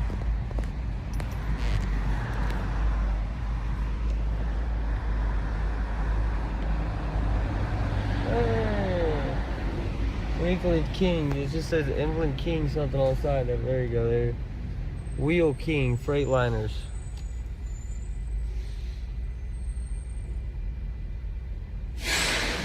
Oh snap!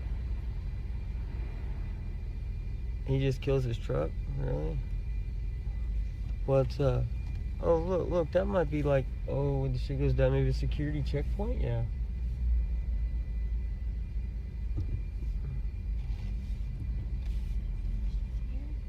We're gonna go around. I don't know.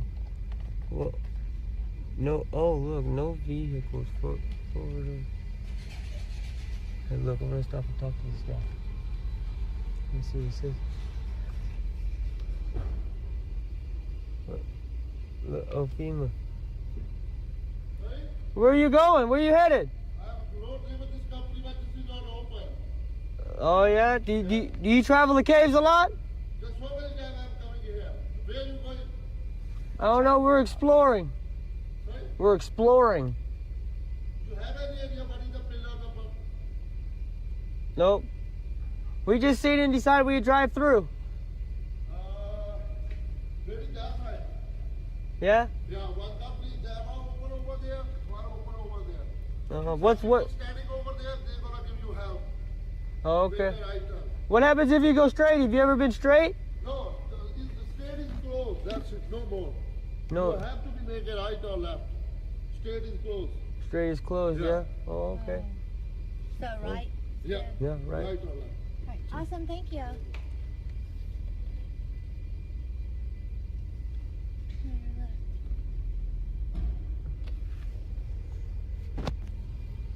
Right or left? Straight is not open anymore. It says straight's not open. It's got it closed, but you can go. You can go straight if you want to. He said right will give you hell. Right there. They got it blocked off.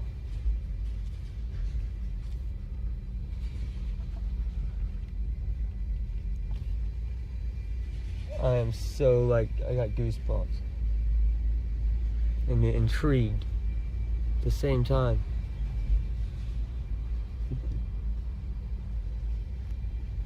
Look at this.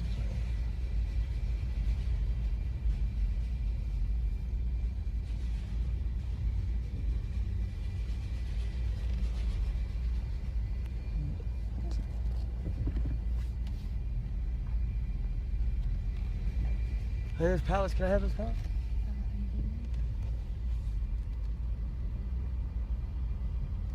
There's a car there. Can I get these pallets? I'm pallet hunting. I'm pallet hunting. Look, they say it's closed that way. Look, there's a vent right there. Lanterns. Oh, I wonder if I can get these pallets. I'm gonna stop and ask if I can get these pallets. Please don't tell me inside of that truck says King Wheels. Oh, is there something? What does it say?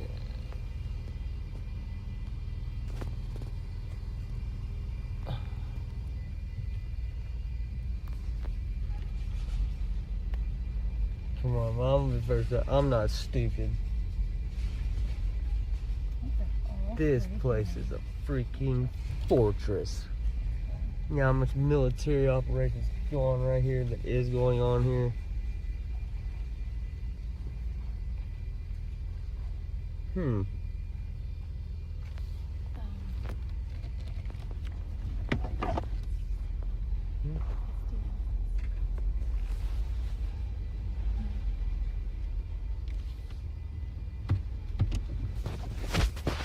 They show they're blocked off. Like it don't continue. But it's just tarps that are put up right there in the way.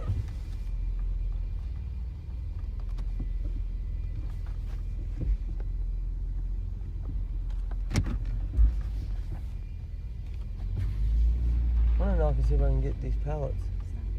Oh, still. What's the Missouri? Symbol.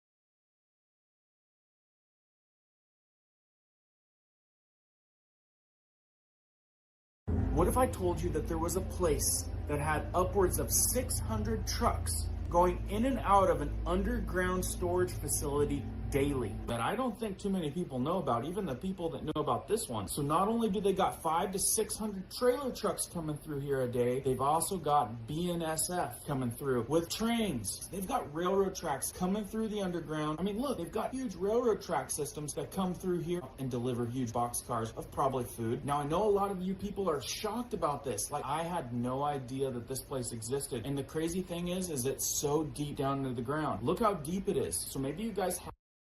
What if I told you that there was a place that had upwards of 600...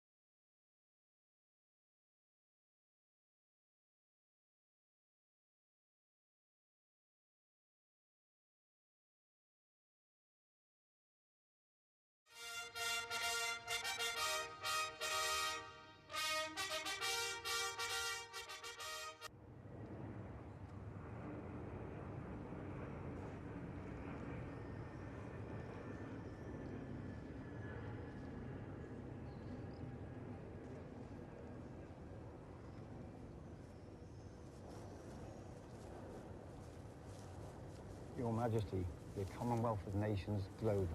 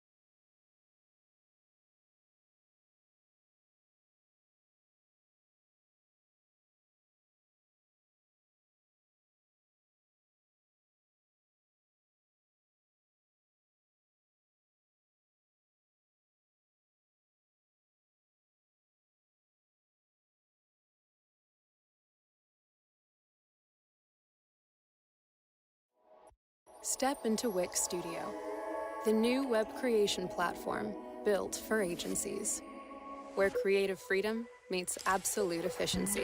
Elements scale by default in perfect harmony, and even the most advanced layouts adapt with responsive AI.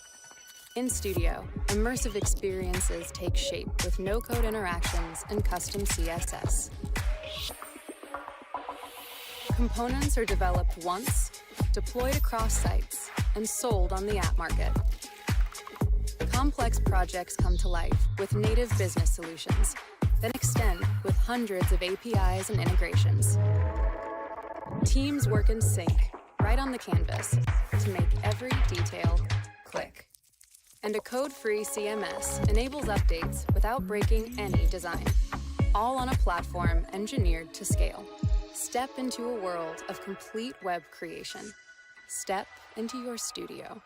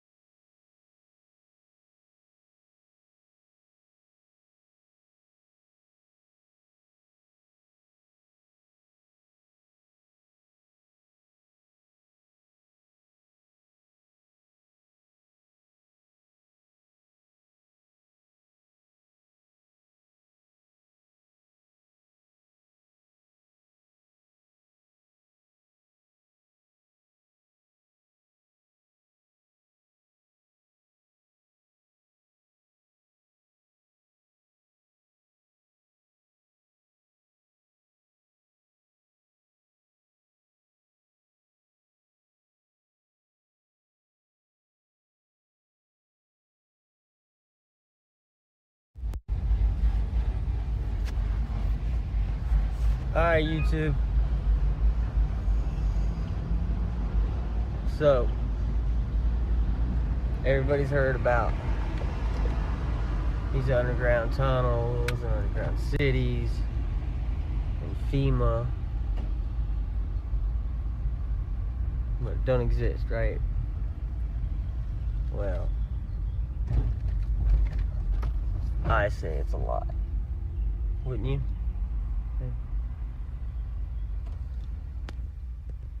Subtropolis, the world's largest small business underground companies. Wow. You need to watch this video. Look up huntmidwest.com.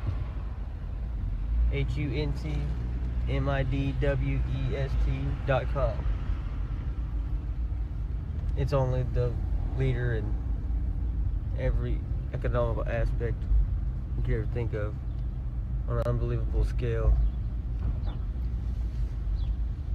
This hill,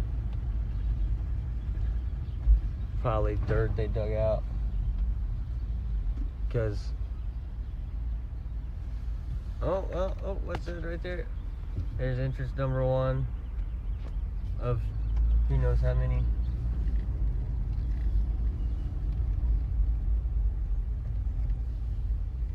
We are in Kansas City, Missouri, crossing over the Via railroads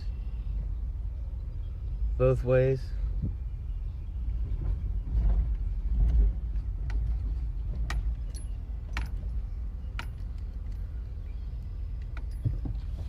These are the tunnels lead to the cities. We're just gonna take a little ride. Don't think for one second that all these vehicles are citizens. Oh, what's this? Hey, there's an entrance. That lady right there's been watching for a minute too. There's another entrance via railroad straight into the caves.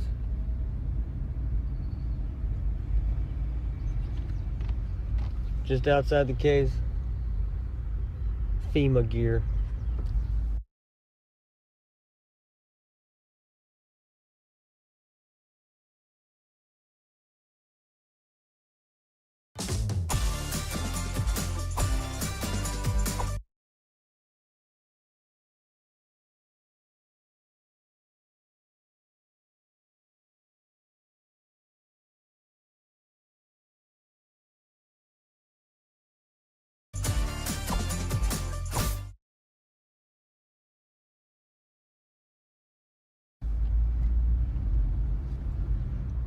Well, that's coincidence, yeah. All the flags of different countries in the world, here on Earth, right here.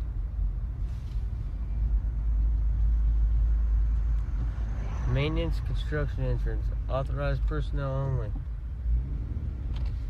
So I guess we separate the men from the boys.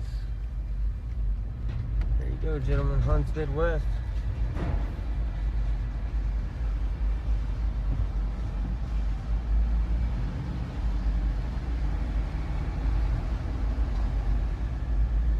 Its own light.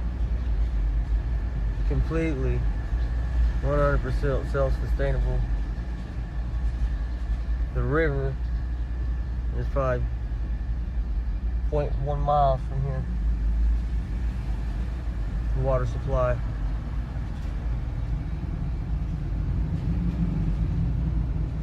They use this every day, just like it's normal daily thing.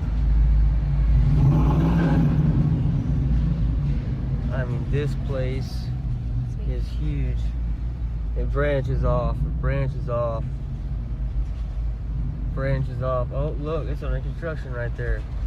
These folks are flying through here.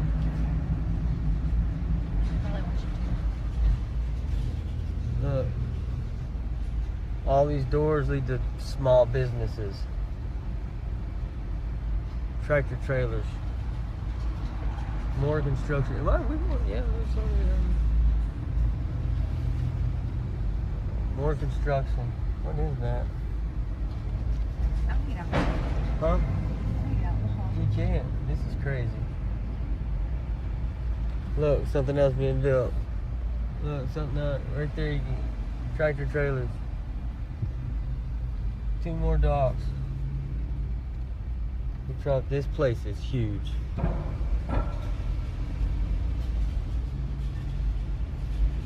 YouTube Hunt Midwest. I'm gonna add the website to this video. Watch it. This place is 100%. This is limestone. It's key limestone. All this material is key limestone. Some of the hardest material generated.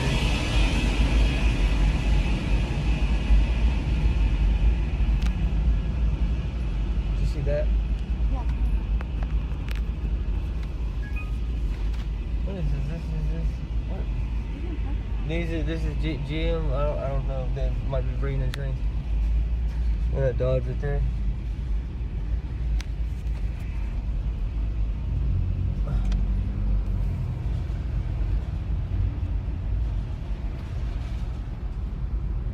It just branches off.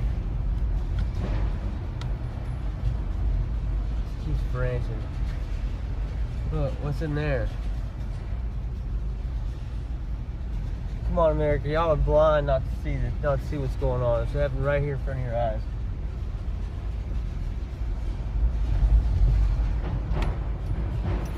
I mean, seriously, who would build something like this for what? For what purpose? Its own power, its own gas. And it's just like, it's just, and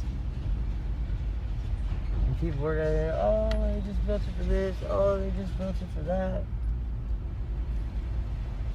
Oh, it was just in the mountains and they just expanded it. So many different reasons. Look, what goes over there? Look, they're digging again.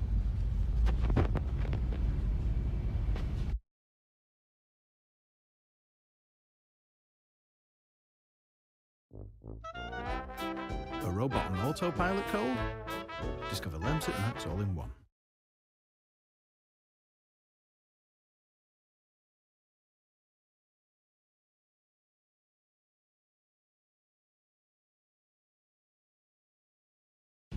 Oh, what's that? Oh, that's blocked off. Oh, we can't go that way. Oh, look, there's more stuff blocked off. Can't go that way. Why? I don't know. You probably cut out on a trip to say, oh, Denver, Colorado. Oh, look, it dead ends right here. Does it dead end? Let's find out. Let's see how far we get, YouTube. Better not. Come on. Or not.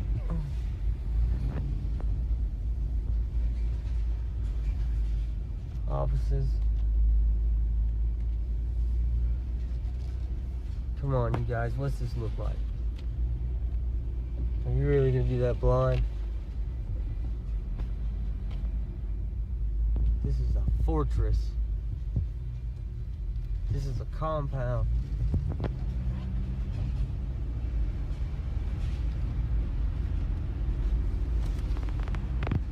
So many different ways to go. You get lost. Look, it's blocked off. You can't get that way, but there's lights down there. Everything's blocked off. And when we first come in, it said maintenance and authorized personnel entrance only. And then you had the public entrance. Yeah, what's on the other side? That's the question. Do you know for a fact that there's a nuclear power plant and research lab in here? It's on the internet. But more places to go. And I just went down and back.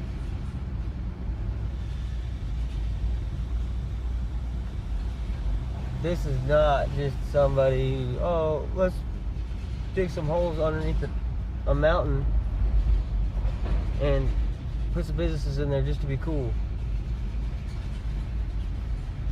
It's a forefront. Hunts Midwest, they say, is the developer of this place. Their company, they strive and thrive in 6 main categories that it would take to operate something like this. Ultimate in connectivity, ultimate in coolovations, ultimate in generating power with the lowest kilowatts. What? Quarantine.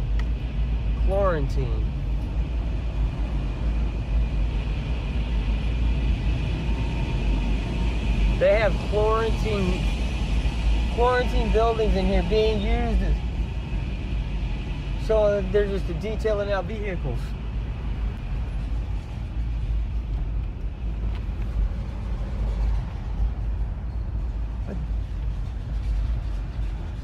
I'm gonna replay this video. Those were the Gulletons.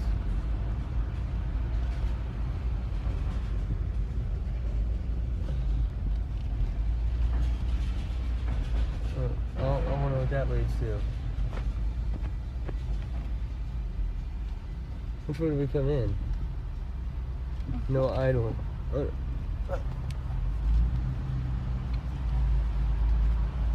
18-wheeler in here. There's an 18-wheeler in there. There's an 18-wheeler in there. What?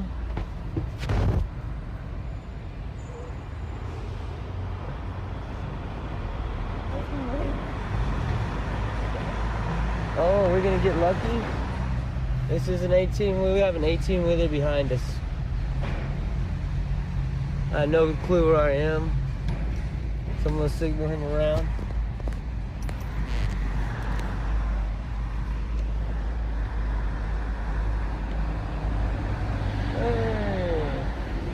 Evelyn King. It just says Evelyn King something on the side. There you go. There.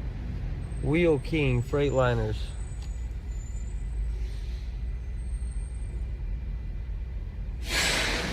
Oh snap! He just kills his truck. Really? What's Oh look! That might be like. Oh, when the shit goes down, maybe a security checkpoint. Yeah.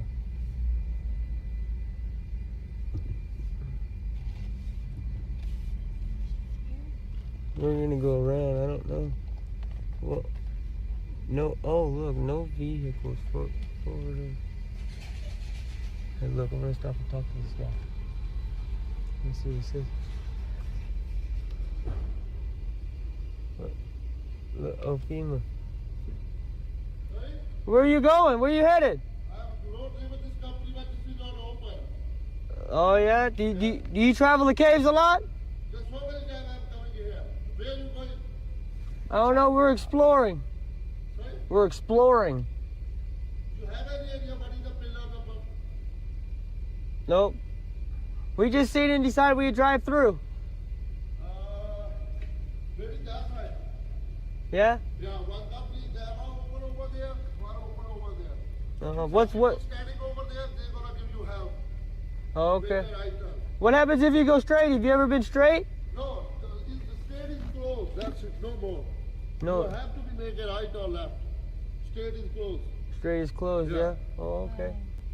So right? Yeah. Yeah, right. Right or left. Right. Awesome, thank you.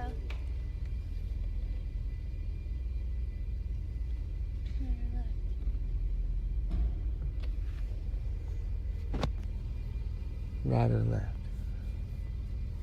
Straight is not open anymore. It says straight's not open. It's got it closed, but you can go. You can go straight if you want to. He said right will give you hell. Right there. They got it blocked off.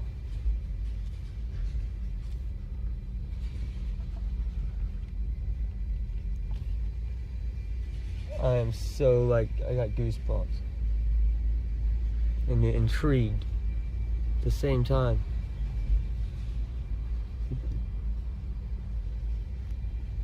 Look at this.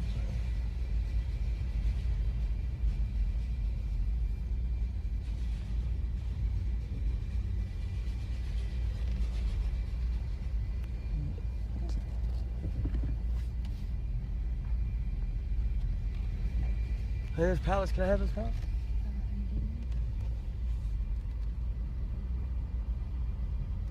There's a car there. Can I get these pallets? I'm pallet hunting. I'm pallet hunting. Look, they say it's closed that way. Look, there's a vent right there. Lanterns. Oh, I wonder if I can get these pallets. I'm gonna stop and ask if I can get these pallets.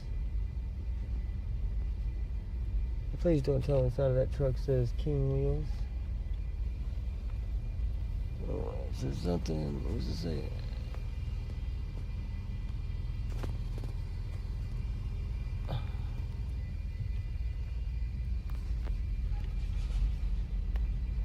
Come on, Mom. I'm not stupid. This place is a freaking fortress. You know how much military operations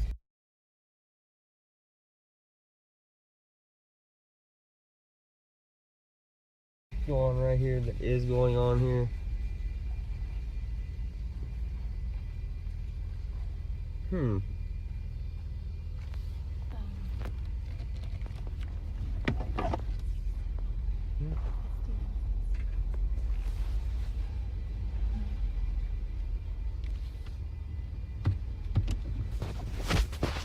They show they're blocked off, like it don't continue, but it's just tarps that are put up right there in the way.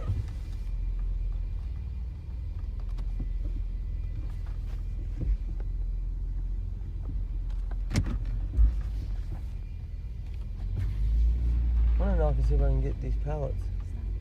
Oh, still. What's the Missouri? Seminole.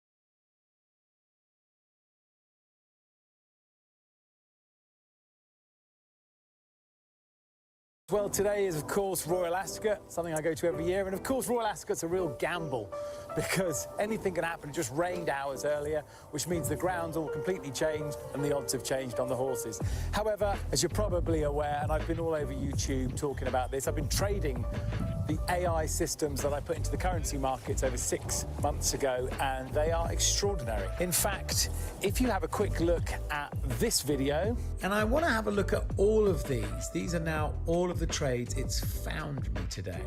I'm interested in I'm a sterling, euro, dollar trader. I like the look of those. So I'm going to have a look at this cable trade idea. And if you jump into this is really, really clever. Look, trade idea was published today. Although the bulls are in control, the stalling positive momentum indicates a turnaround is possible. Short-term bias has turned positive. We're trading at overbought extremes. A lower correction is expected. So we're expecting a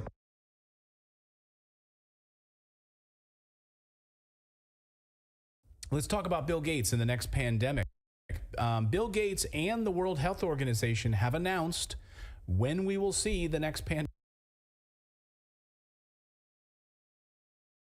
pandemic, and they have a date for us. So get this on your calendar, prepare, plan your trips around this next pandemic right now. We'll have more on that in a second and the dates. But you'll remember Bill Gates and the World Health Organization previously held what was known as the 2001 Event 201. And it was about the Event 201 exercise. It was a simulation involving a coordinated global response to a coronavirus that they held in a simulation just months before COVID-19 was declared a global pandemic. So they're pretty good at predicting this stuff. I don't know how they pull this off. Fauci, remember, Fauci told Trump in 2017, not that there could be, not that there might be, but there would be a pandemic during his presidency. Yes. Yeah, and Obama ran exercises for it during his pregnancy. During his pregnancy. During his presidency, too. At the womb factory. So they've just gotten together and they're doing it again now. Bill and Melinda Gates Foundation, along with Johns Hopkins Center for Health Security and the World Health Organization. I wish I was making this up, but this is not a conspiracy theory. They did this. And they just conducted their next pandemic tabletop exercise in Belgium. It's called the Catastrophic Contagion. Hey, honey, where are you going this weekend? I'm going to Belgium. I got a conference. Oh, yeah, what's it about? It's called the Catastrophic Contagion Event. Oh, what are you guys going to be doing? Oh, we're just planning the next pandemic. Just getting everything ready. Getting everything ready and locked up, and the new virus and vaccines. We'll have vaccines ready to go because that's how we do this. We plan it, and then we, of course, have the vaccines ready to go. So this is the video that Bill Gates put together, along with the team, complete with simulated news reports like this. This is really what they're preparing for us. This video is called Get Ready. Watch.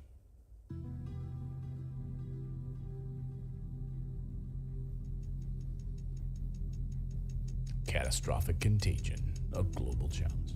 Breaking news. 2 Latin American countries alerted the WHO of several outbreaks of a new infectious disease that's mysteriously appearing across the region. Severe epidemic enterovirus respiratory syndrome 2025. Oh, so that's the name, guys. Just write this down. That'll be the name of it, okay? It's going to be SEERS. It's going to be called the Severe Epidemic Enterovirus Respiratory Syndrome, and 2025 is when we'll see it, okay? Now, it says at the bottom this is a fictional scenario, but come on. Over the past 6 weeks alone, there have been 500 confirmed or suspected cases reported. The virus could cause a severe pandemic if early containment and mitigation efforts are not successful. The pandemic in this type of situation and trend would be a risk for the global health security. Pandemics are inherently political, financial, and so much broader. We have not spoken on the leadership in country. And I think that we need to be also very careful. We cannot decide a lot of things without the leaders be involved and agree on that. Oh, really? That's an interesting point that she's making. Oh, instead of unelected globalists making decisions, she's saying, wait a minute, we need to have our leaders involved in this discussion. Wait, so the white guy was the dissenter, like the one we're supposed to say, oh, yeah, he's a naysayer. We don't agree with him. And then she shuts him down. She shuts him down, exactly. Yeah, go ahead. There is no substitute for national leadership. It's important to support the local response or the national response. Training those that are in these areas first, enabling them with the tools, protecting them, and if needs be, regional solidarity first. At this stage, communication is key, and communication should include not just scientists with data, but also social, religious, and political leaders. Trust. This is an essential issue, and trust was broken among countries, between populations and healthcare systems, between healthcare systems and governments. I'm very sorry to say that in 2025, we need to strengthen the health system. WHO needs to be a voice for the voiceless. No one is safe until all of us are safe. As of today, there have been an estimated 1 billion cases worldwide, with more than 20 million deaths, including nearly 15 million children. Countless millions are alive, but left with paralysis or brain damage. Oh, okay, so that's how it'll... So, I'm sorry. You hear those numbers? 1 billion people, okay? Millions of children, and then those who are left will have brain damage and paralysis. So that's what we'll have. That's how this is going to unfold. The most successful countries are those which invested in preparedness and trained for this moment years in advance. This included having full-time pandemic preparedness and response teams, which conducted detailed operational planning and routinely tested those plans through exercises and drills. Okay. I should also point out, I didn't recognize her at first. This is Jean Reserve. She used to be a CNN anchor. She used to be a CNN reporter. Did she? Yeah. So now, I mean, just goes to show you like the cozy. I didn't recognize her at first. Her hair is, she's older, gray, and I didn't recognize her. But she was a CNN anchor reporter. This goes to show you the coziness between the mainstream media and the likes of like the Bill and Melinda Gates Foundation and the World Health Organization to add credibility to a message that they're trying to get out. Right? Yes, but we've been freelance journalists before too, and you realize that she's just taking a contract job. Okay. We shouldn't begrudge someone taking a paying job. All right. And I saw this circulating online really quick. And I found it on YouTube and I showed Jennifer because I was like, this is like crazy that this was before COVID hit that they were playing this. And now you can't find it on YouTube. And I watched it on YouTube. So after it started to gain traction, it was scrubbed from YouTube. And now I believe you can only find it on Rumble. This video? Okay. You said this was before COVID? Because this just came out. Oh, this is the new one? Okay, so you've not seen the old one then. Oh, I saw. They did this. I never saw the old one. Okay. No. This is the new one that they just show released. you that because because they did the exact same thing before COVID, and it was basically this exact same thing. They laid out that it was coming. They had news people. They had the table of people talking about it. It's like basically the exact same thing. Yeah, I couldn't find that video. I mean, I showed you the event 201, but no, this is the new one that just came out. This is the brand new one that they just did in Belgium for the 2025, the new pandemic. The toll might have been much less. There it is, catastrophic contagion from October 2022, and now 2025. So that's what it'll be. It'll be the SEERS infection. The SEERS virus. Well, they said that was an enterovirus. They said that was an enterovirus, which is a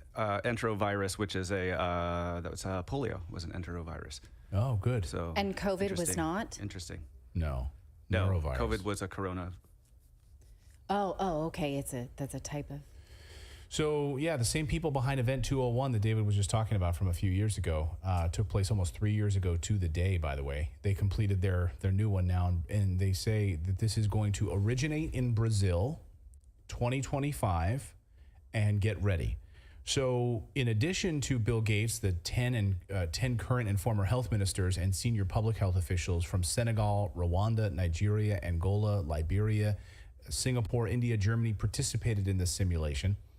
They had pre-recorded news broadcasts, as you saw, and then they had the virus simulation, and they tested the rates of spread and how this would affect children and sweep across the globe, and how they would go into lockdowns and what they would do, and preparing, of course, for vaccines as well, making sure that those are lined up perfectly with this. See, this is the beauty of what these guys do, right? they know it's coming, so then they just develop the vaccines that they can sell to us, and they have them ready to go right there. Yes, but you can see there's a clear narrative of like, you know, naysayer guy, you know, saying, well, these pandemics are political. We're not going to hand over power. Absolutely not. And then the sort of cooler heads in the room prevail like, no, we need a global response. We need centralized power. No, we absolutely, no, you unreasonable guy. They played him as a caricature. Right. And then they showed other people saying absolutely. And it's interesting that they have people who look like they're from African countries when the African Union has said, we do not want to participate in centralized power through the World Health Organization if there's a next pandemic. We absolutely will not be handing over power this way. Yeah, that's Well, and one thing that I said, few African nations that stood up and actually voted that down. Go ahead, David.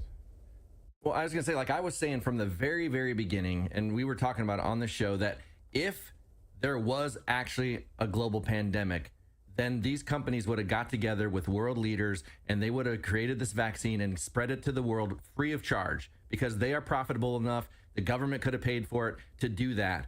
But when they made it so that they created basically 9 new billionaires and it was so profitable for them, that shows you the true motivation, that it was nothing about a pandemic. Right. Yes. And this is the same thing. It's like, yeah. Go ahead. Mrs. Mom in the chat is saying, do you see that they're saying targeting kids? Because that was the piece that I feel like that was missing from COVID, is that we realized that it was not particularly terrible on children. And so this is what it's like trying to show us that would be different, because if we got another COVID related disease, we might not all mobilize the same way we did the first time. Right. But if it's going to hit our kids, you don't just live with long COVID, you live brain dead. Well, that's the polio thing that Philip's talking about, right? Right. That's I was going to say, I wonder if that's why they chose an enterovirus, because they wanted to. It just wasn't scary enough. It's not scary unless it involves children. Right. And then you make that's why they a went that polio way. vaccine, to your point earlier, as part of a routine, like. Well, it is. Now, polio Yes. is now part of your routine shots. What I'm Yes. saying is, whatever new thing that they create would become part of your new inoculation schedule for children. Yes. So this 2007, they had a lockdown in place, we learned this week. Do some good digging here. We learned this morning, thanks to some good reporting by Will Jones, that the U.S. government had a plan in place for lockdown since 2007, to lock down and wait for a vaccine again. Since 2007. It's a pandemic plan produced by the National Infrastructure Advisory Council. It was hosted on the CISA website. It lays out banning any large number of gatherings, definitely closing schools, non-essential businesses, institute work-from-home policies, and quarantine exposed and not sick individuals. Quarantine those people too. The aim is simple and clear: to slow the spread and wait for the vaccine. And here's a quote from the plan. During a pandemic, the goal will be to slow the virus's transmission. Delaying the spread of the virus will provide more time for vaccine development while reducing the stress on an already burdened healthcare system. So that was in place. That's been in place. Thanks to Will Jones for uncovering that. So there you go. That's get ready, 2025 Brazil, and mark your calendars now. Make sure you plan your vacations accordingly. Okay. I don't want to do that, but I don't either. Thank you so much for watching this segment here at Redacted. We are live every day at 4 p.m. Eastern time, trying to share the stories that the mainstream media will not cover. You should also come over and join our community of Redacted Rebels over at redacted.inc. That's our private locals community where we can share exclusive content that we simply cannot share here on YouTube. Come over and join the rebellion together right now by going to redacted.inc. We'll see you next hay time. en los organismos oficiales, un engaño que está conduciendo a mucha gente a la enfermedad y a la muerte de forma directa, probablemente en eso que llaman desarrollo sostenible de la sociedad de la Agenda 2030. Y sobre todo es indignante, un auténtico desastre, el grado de aborregamiento de nuestra sociedad. ¿Cómo pueden llegar a creer realmente lo que se está vomitando en los medios de comunicación frente a evidencias como las que presentamos en este movimiento, donde presentamos lo que ha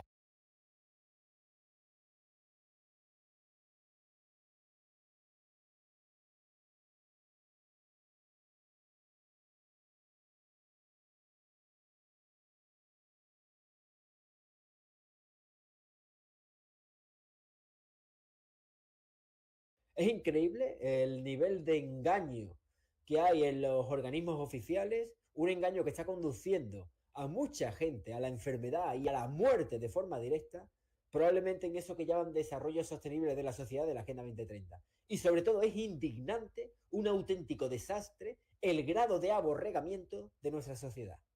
¿Cómo pueden llegar a creer realmente lo que se está vomitando en los medios de comunicación frente a evidencias como las que presentamos en este movimiento, donde presentamos lo que hay dentro de los inyectables?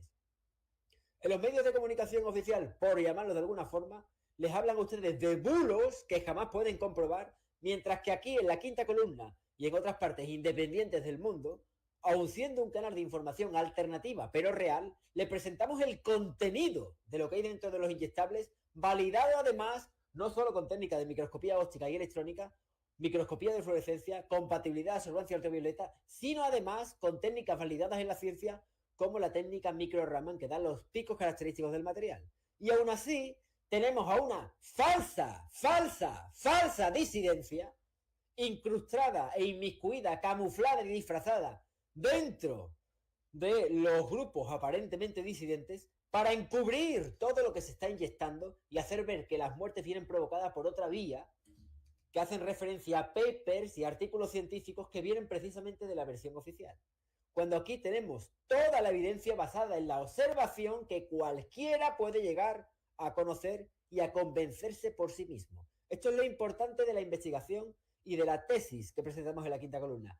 Decimos a todo el mundo, no nos crean ustedes a nosotros, la ciencia no es una creencia, se presenta en función de la evidencia y el método científico se basa en la observación. Observe usted al microscopio, valide lo que hay y en definitiva se convence en todo caso usted mismo.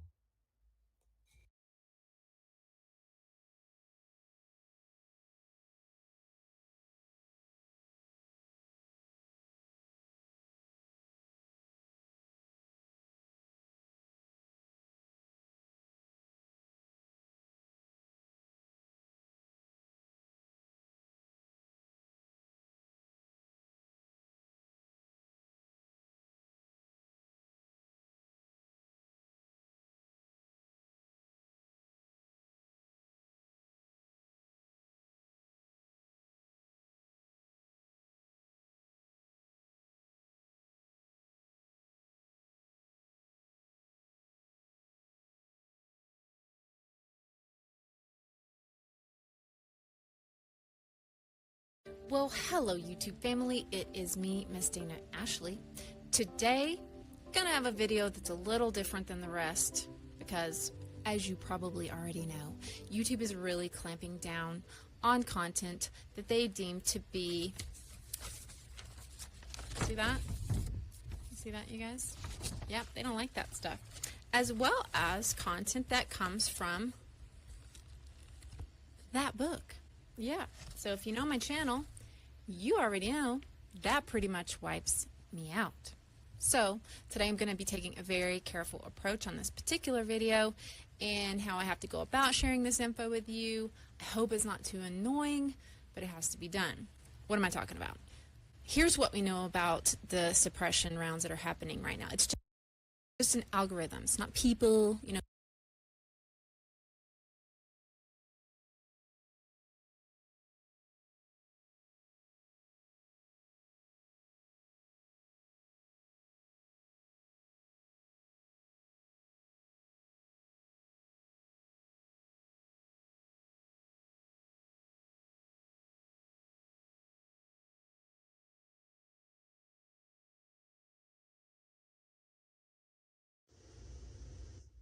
Holy shit, somebody finally found the confiscated video that the FBI took on the day of 9/11, where it was proving it wasn't a plane, it was a Scud missile.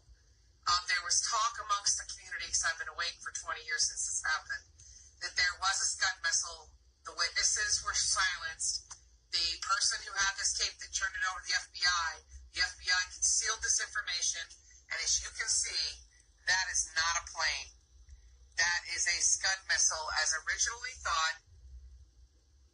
Fucking deep state cabal, you sons of bitches. Those who knew, we already knew you did shit. But this was the last piece of the puzzle for the evidence. With that whole entire crap with the 9/11 report that said it disintegrated, that is a Scud missile.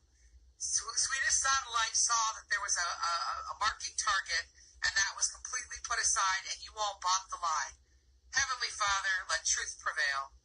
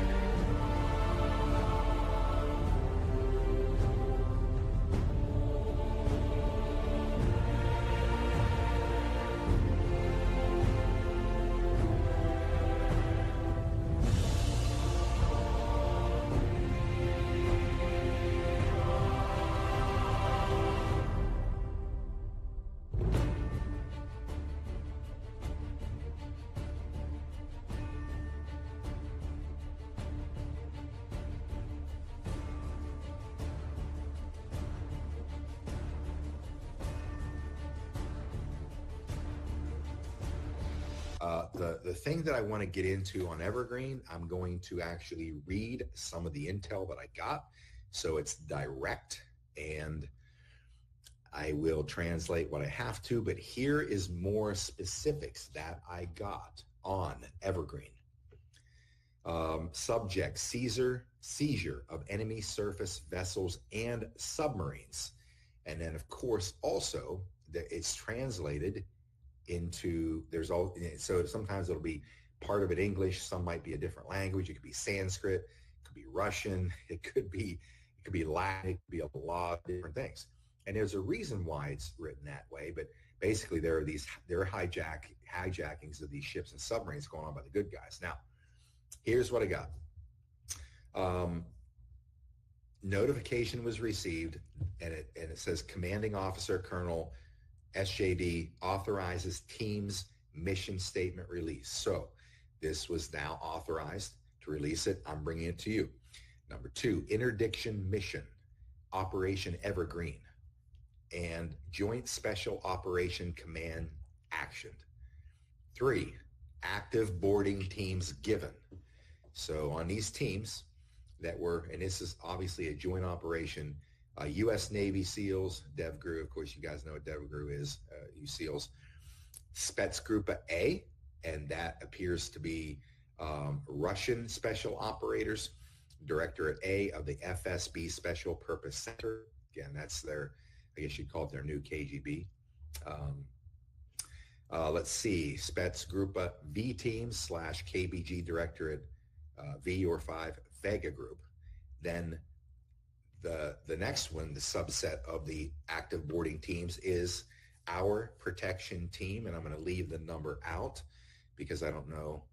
When it says our protection team, this is Overwatch. So I guess at some level it'll tell you who these people are to a degree and what they're capable of in terms of these type of operations. So our protection team, XYZ, infiltrated Evergreen, already aboard, coordinated strike interdiction mission. So here's what it means. Boarding given, Boarding cranes were used. Access to Evergreen was given. Uploading completed. Human intelligence. Dead on arrival, 1,366 souls. Alive on arrival, 1,245.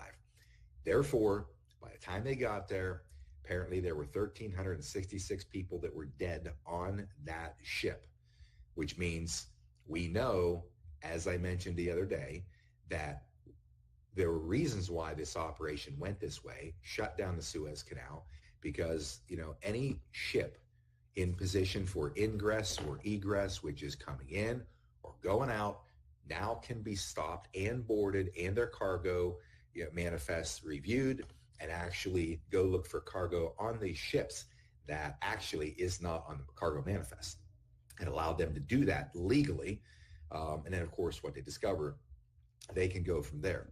So that was a planned operation for that reason. One of the reasons is this, is that they basically, there is the shot manufactured, obviously, over in that region of the world where it's coming from China and going through the canal to get where it needs to go. Get my battery put in here so we don't lose a general. So as they mentioned to me, Overwatch mentioned to me, like human beings, I'll just call it the shot to keep us from getting targeted immediately. The shot also has an expiration date. If it's not in a certain place at a certain location, you know, or at a certain time, then they probably don't have the capacity for the refrigeration, which I understand has to be like below zero, possibly. You hear it from what I've heard in the past. Therefore, that means that these things expired and the shots were now ruined. And that was part of the operation. To ruin them, to seize them, ruin them, make them, render them useless. If these things really worked, why would it be setting up operations to interfere with the flow of that? Because that's what they're doing. They know what's happening here, so they're trying to stop it. You're not trying to stop a good solution for the world for a threat like that. You're going to make it happen. Well, they're not. There's interdiction for a reason.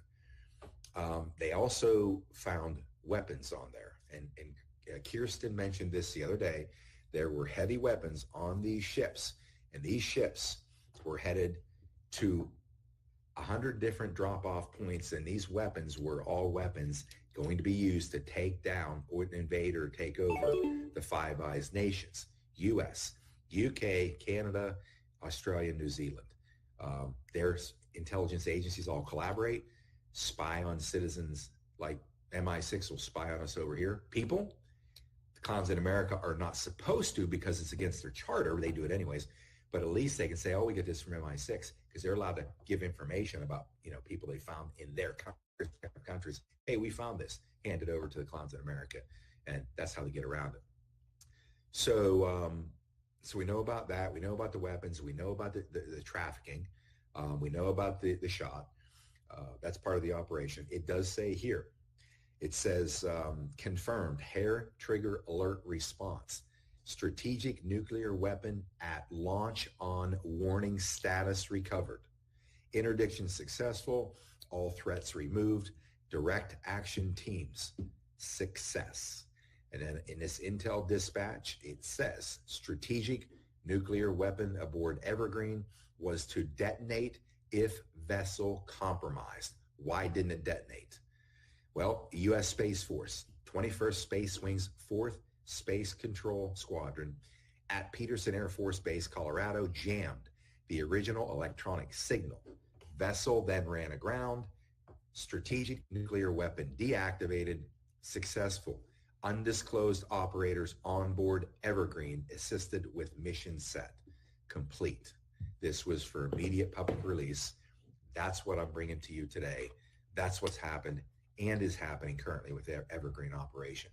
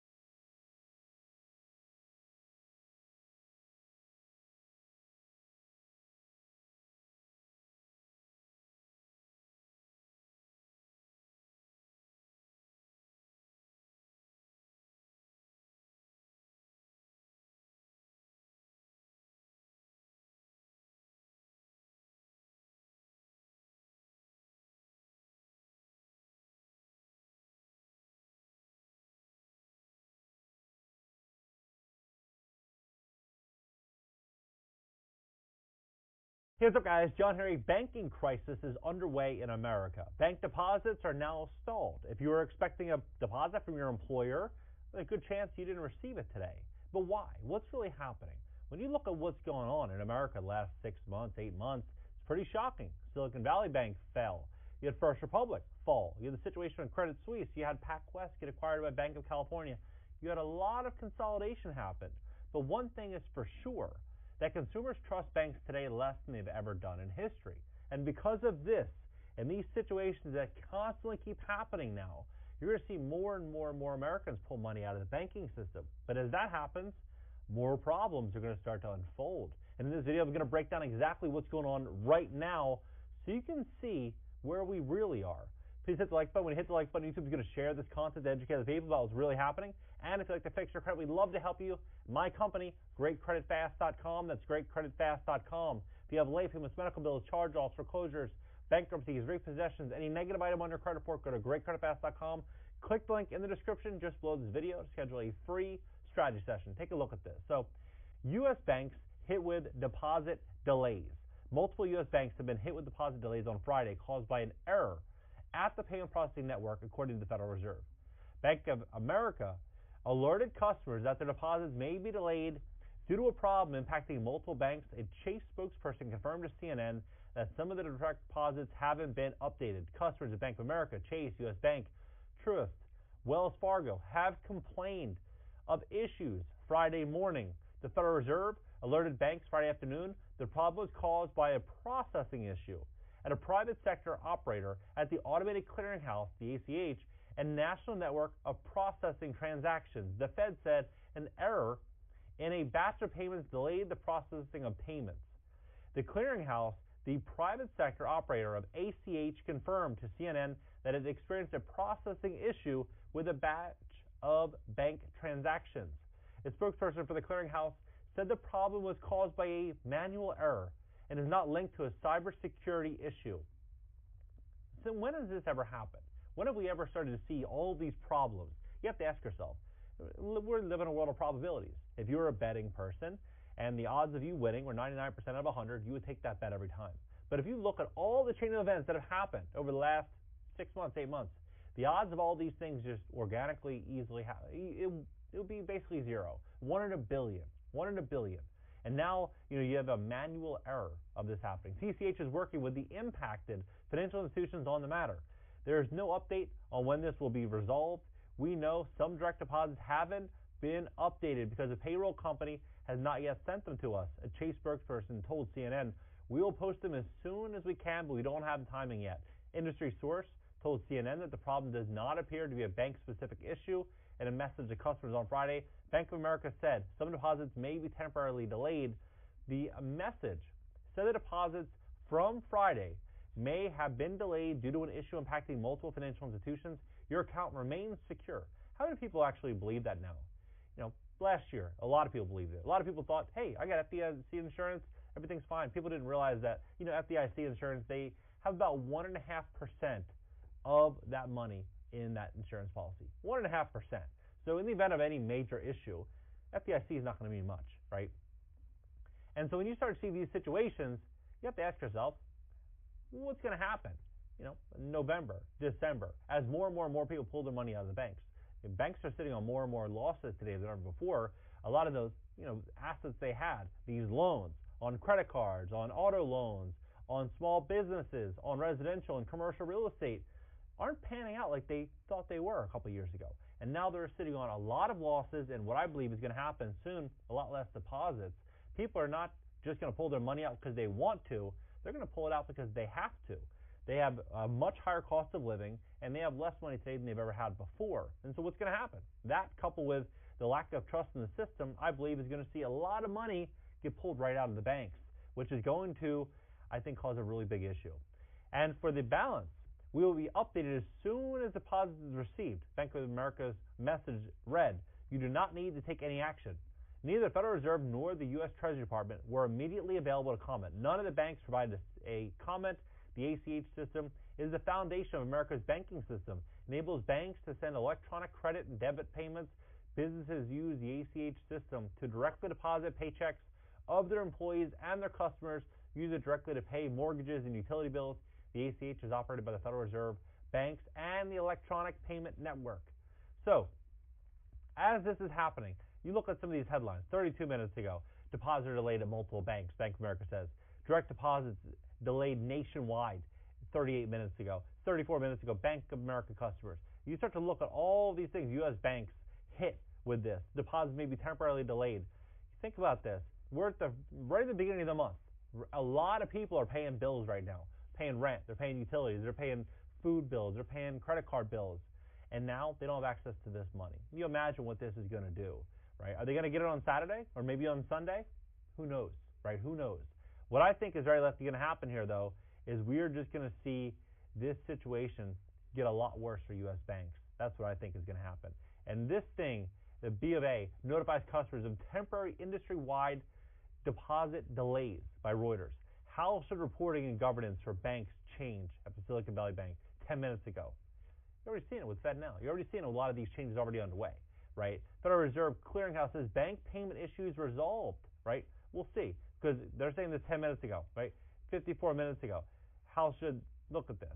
They say resolved, then let's look right here. We'll go past hour. Recent, and then let's go here. Past hour. Let's see if it's actually been resolved. 18 minutes ago, customers grapple with deposit delays at big banks. What it means, direct deposit delays nationwide. So it's not resolved.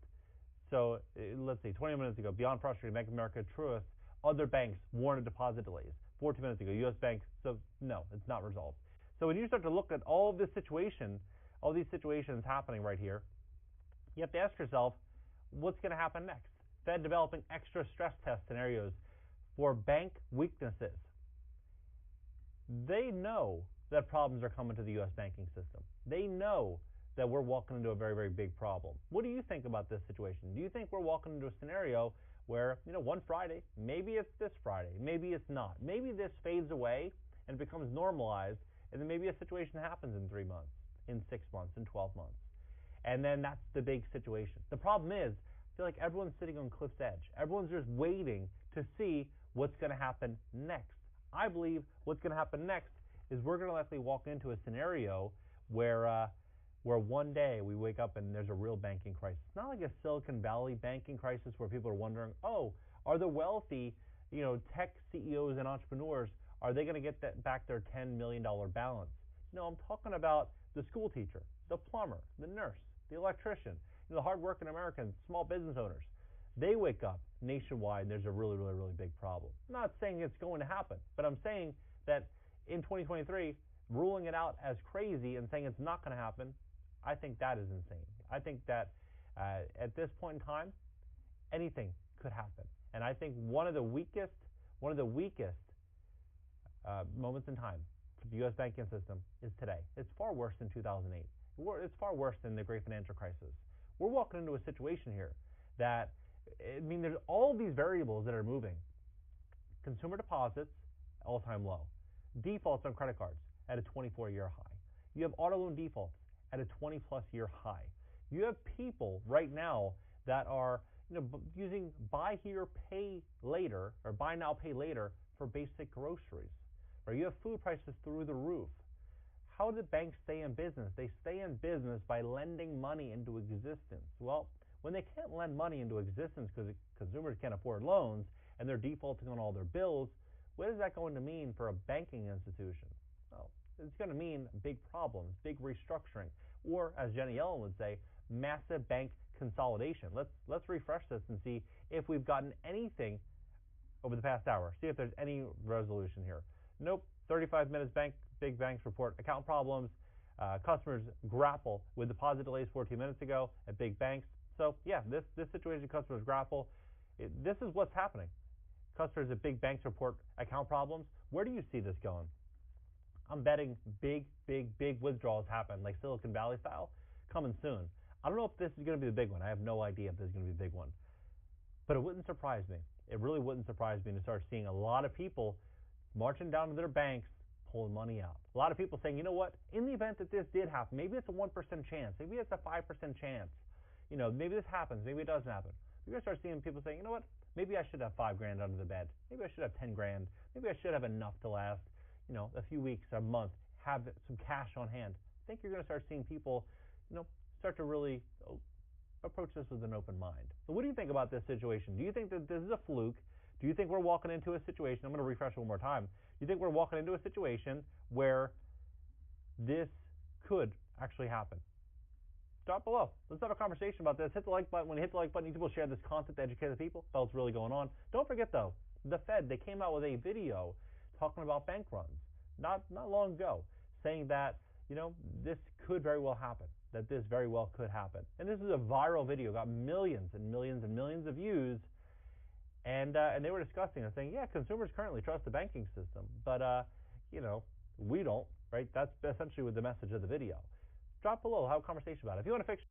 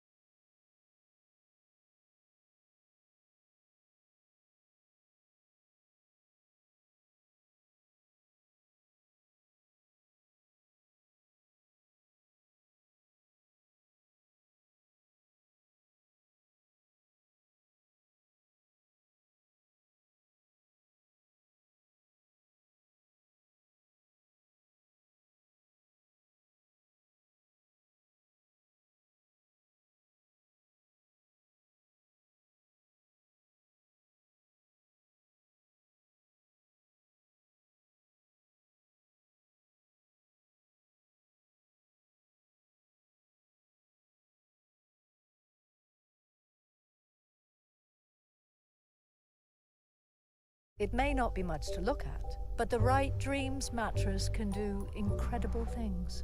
The individual pocket springs on this one could stop you rolling onto your partner or off. The gel layer in this one could keep you cool all night. Sleep can make you more alert, improve your memory, or just make you feel alive again. So, drop in, lie down, and see what a Dreams bed could do for you. Can I get a duvet? Everything that we've hoped for finally has arrived. I've been dreaming about this for all of my life, and it's all happening now.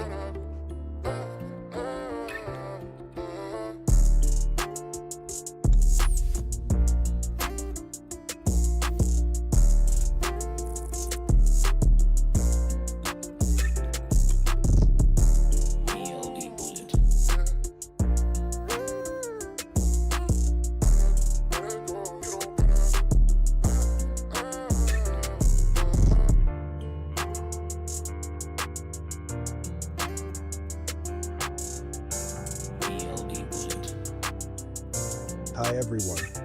How's it going today? I hope you're all doing well and feeling good. It's always a pleasure to have you with me on my channel. As usual, I will discuss some topics that you might like. I understand that the quality of this video might not be the best, but I hope that the content is still understandable and informative. If you're interested in learning more, I also have a Telegram channel where I share various information that I can't post here. And make sure to subscribe to my backup YouTube channel in case of unforeseen events. So, without further ado, fasten your pants and let's get started.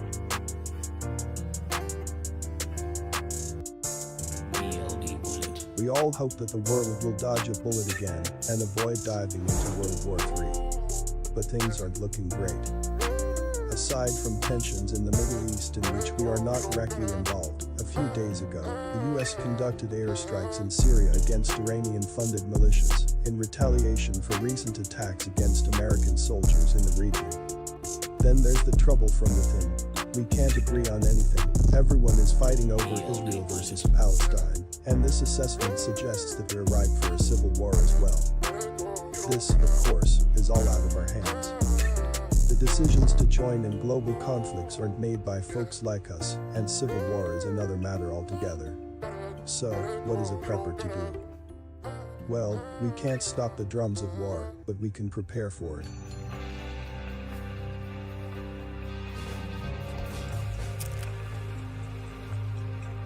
A friend of mine has been researching shortages from World War II, and that's a great place to start. In America, we faced the rationing of things such as food, shoes, metal, paper, and rubber. The priority was given to the soldiers, and whatever was left over was divvied up by civilians. I'm not sure we will have the exact same shortages this time, as war, like many other things, has moved into the digital age, but soldiers will still need food, shoes, rubber things like tires, and metal for manufacturing vehicles and weapons. What with things being digital, a wise person might also look into things that require motherboards and circuits, computers, other devices, and vehicles. It's important to note that the Defense Production Act is already in place to force our factories to produce what is needed for national defense and prioritize national defense customers over civilians. We don't know if this conflict will all be fought overseas or if it will creep onto our shores. In my opinion, it's best to prepare for the worst case scenario and hope that it doesn't happen. Here's where I'm putting my money right now as far as preps are concerned.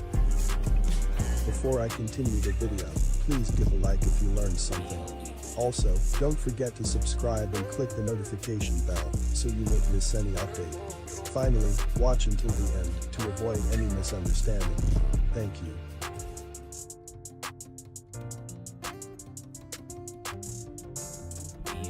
One of the first things that will likely be rationed or in shortage would be food. I'm beefing up the preps for my family by shopping the sales, packing things away as carefully as possible to prevent degradation and pests, and filling my small home to the rafters. Many people will be promoting extremely expensive purchases of long-term food in buckets. While that is certainly one way to do it, it's not the tastiest, nor is it the most nutritious, nor is it affordable. I do have a number of food buckets, but this is my last resort food, purchased because it will sit there for a long time without spoiling.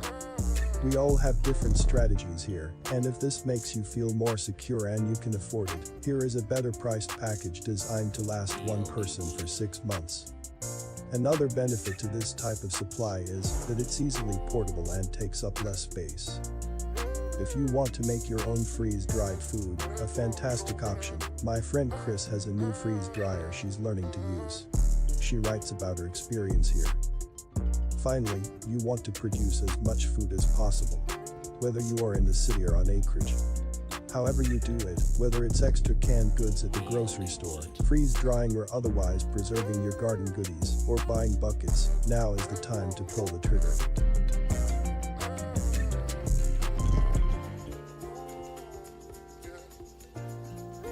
I think another incredibly important prep is medication. Not just a collection of OTC stuff, but prescription medication. There's one place I know where I can get human-grade prescription meds for a wide variety of issues.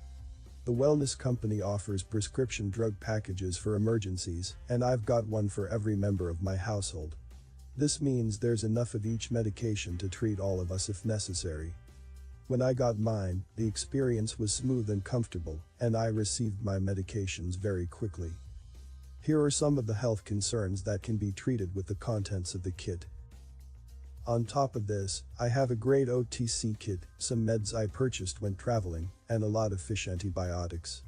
I also strongly recommend learning how to make your own herbal medicines well before you must rely on this vital skill.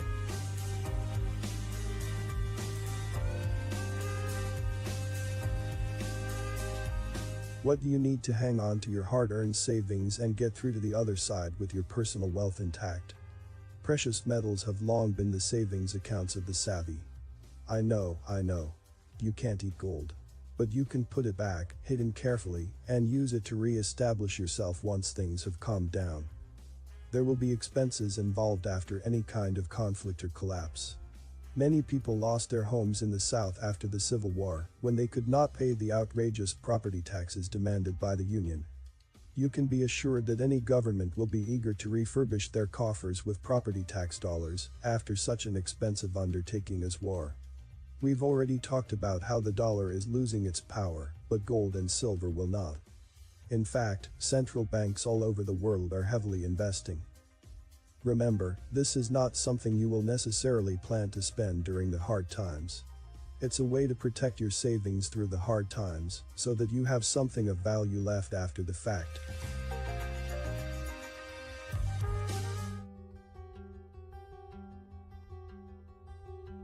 Imagine being in a situation in which you know the country has been invaded, but telecommunications are down.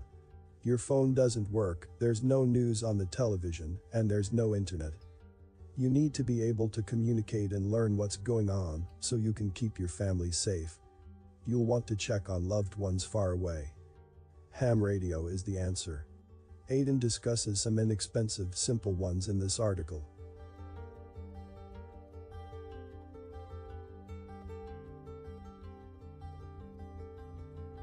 I also recommend some of the following miscellaneous preps. Take care of any medical or dental problems. Get shoes for the whole family, grab a size up for kids. Get winter coats, gloves, hats, and scarves if needed. Get new tires for your vehicles. Take care of any automotive repairs you've been putting off. Fill up your propane tank or get whatever heating fuel you may need and keep it topped off. Get your septic tank pumped. Taking care of these things in advance is not outrageous, it's something that you can do and be assured you'll use at some point. Now, it's time for me to hear from you. What are your thoughts on this video? If you found it interesting or informative, please consider giving it a thumbs up and sharing it with your friends and family. Remember, the more people know about these important topics, the better. Before we wrap up, I want to extend a huge thank you to all the individuals who dedicated their time and energy to research and gather the information presented in this video. Their efforts are truly commendable and have helped shed light on important topics that affect us all. Make sure to hit the subscribe button and turn on notifications to be notified when the next video is uploaded. Thanks for watching, and I'll see you in the next one.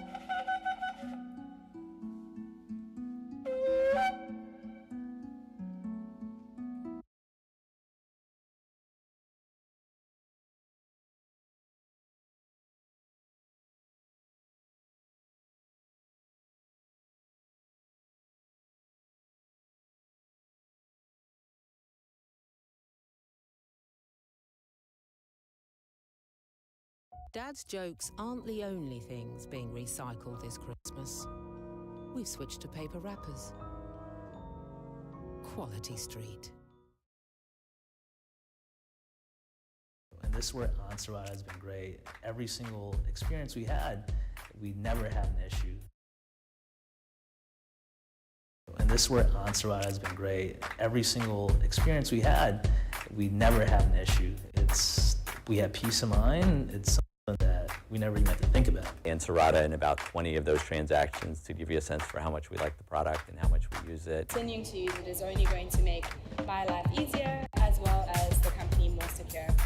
As well as ease of usability means there's less human error involved. Simple. You find you'll make a mistake, you won't make a mistake. Really, overall, I'd say the user interface is just so much better than all the other data rooms that we've used, and we use them all.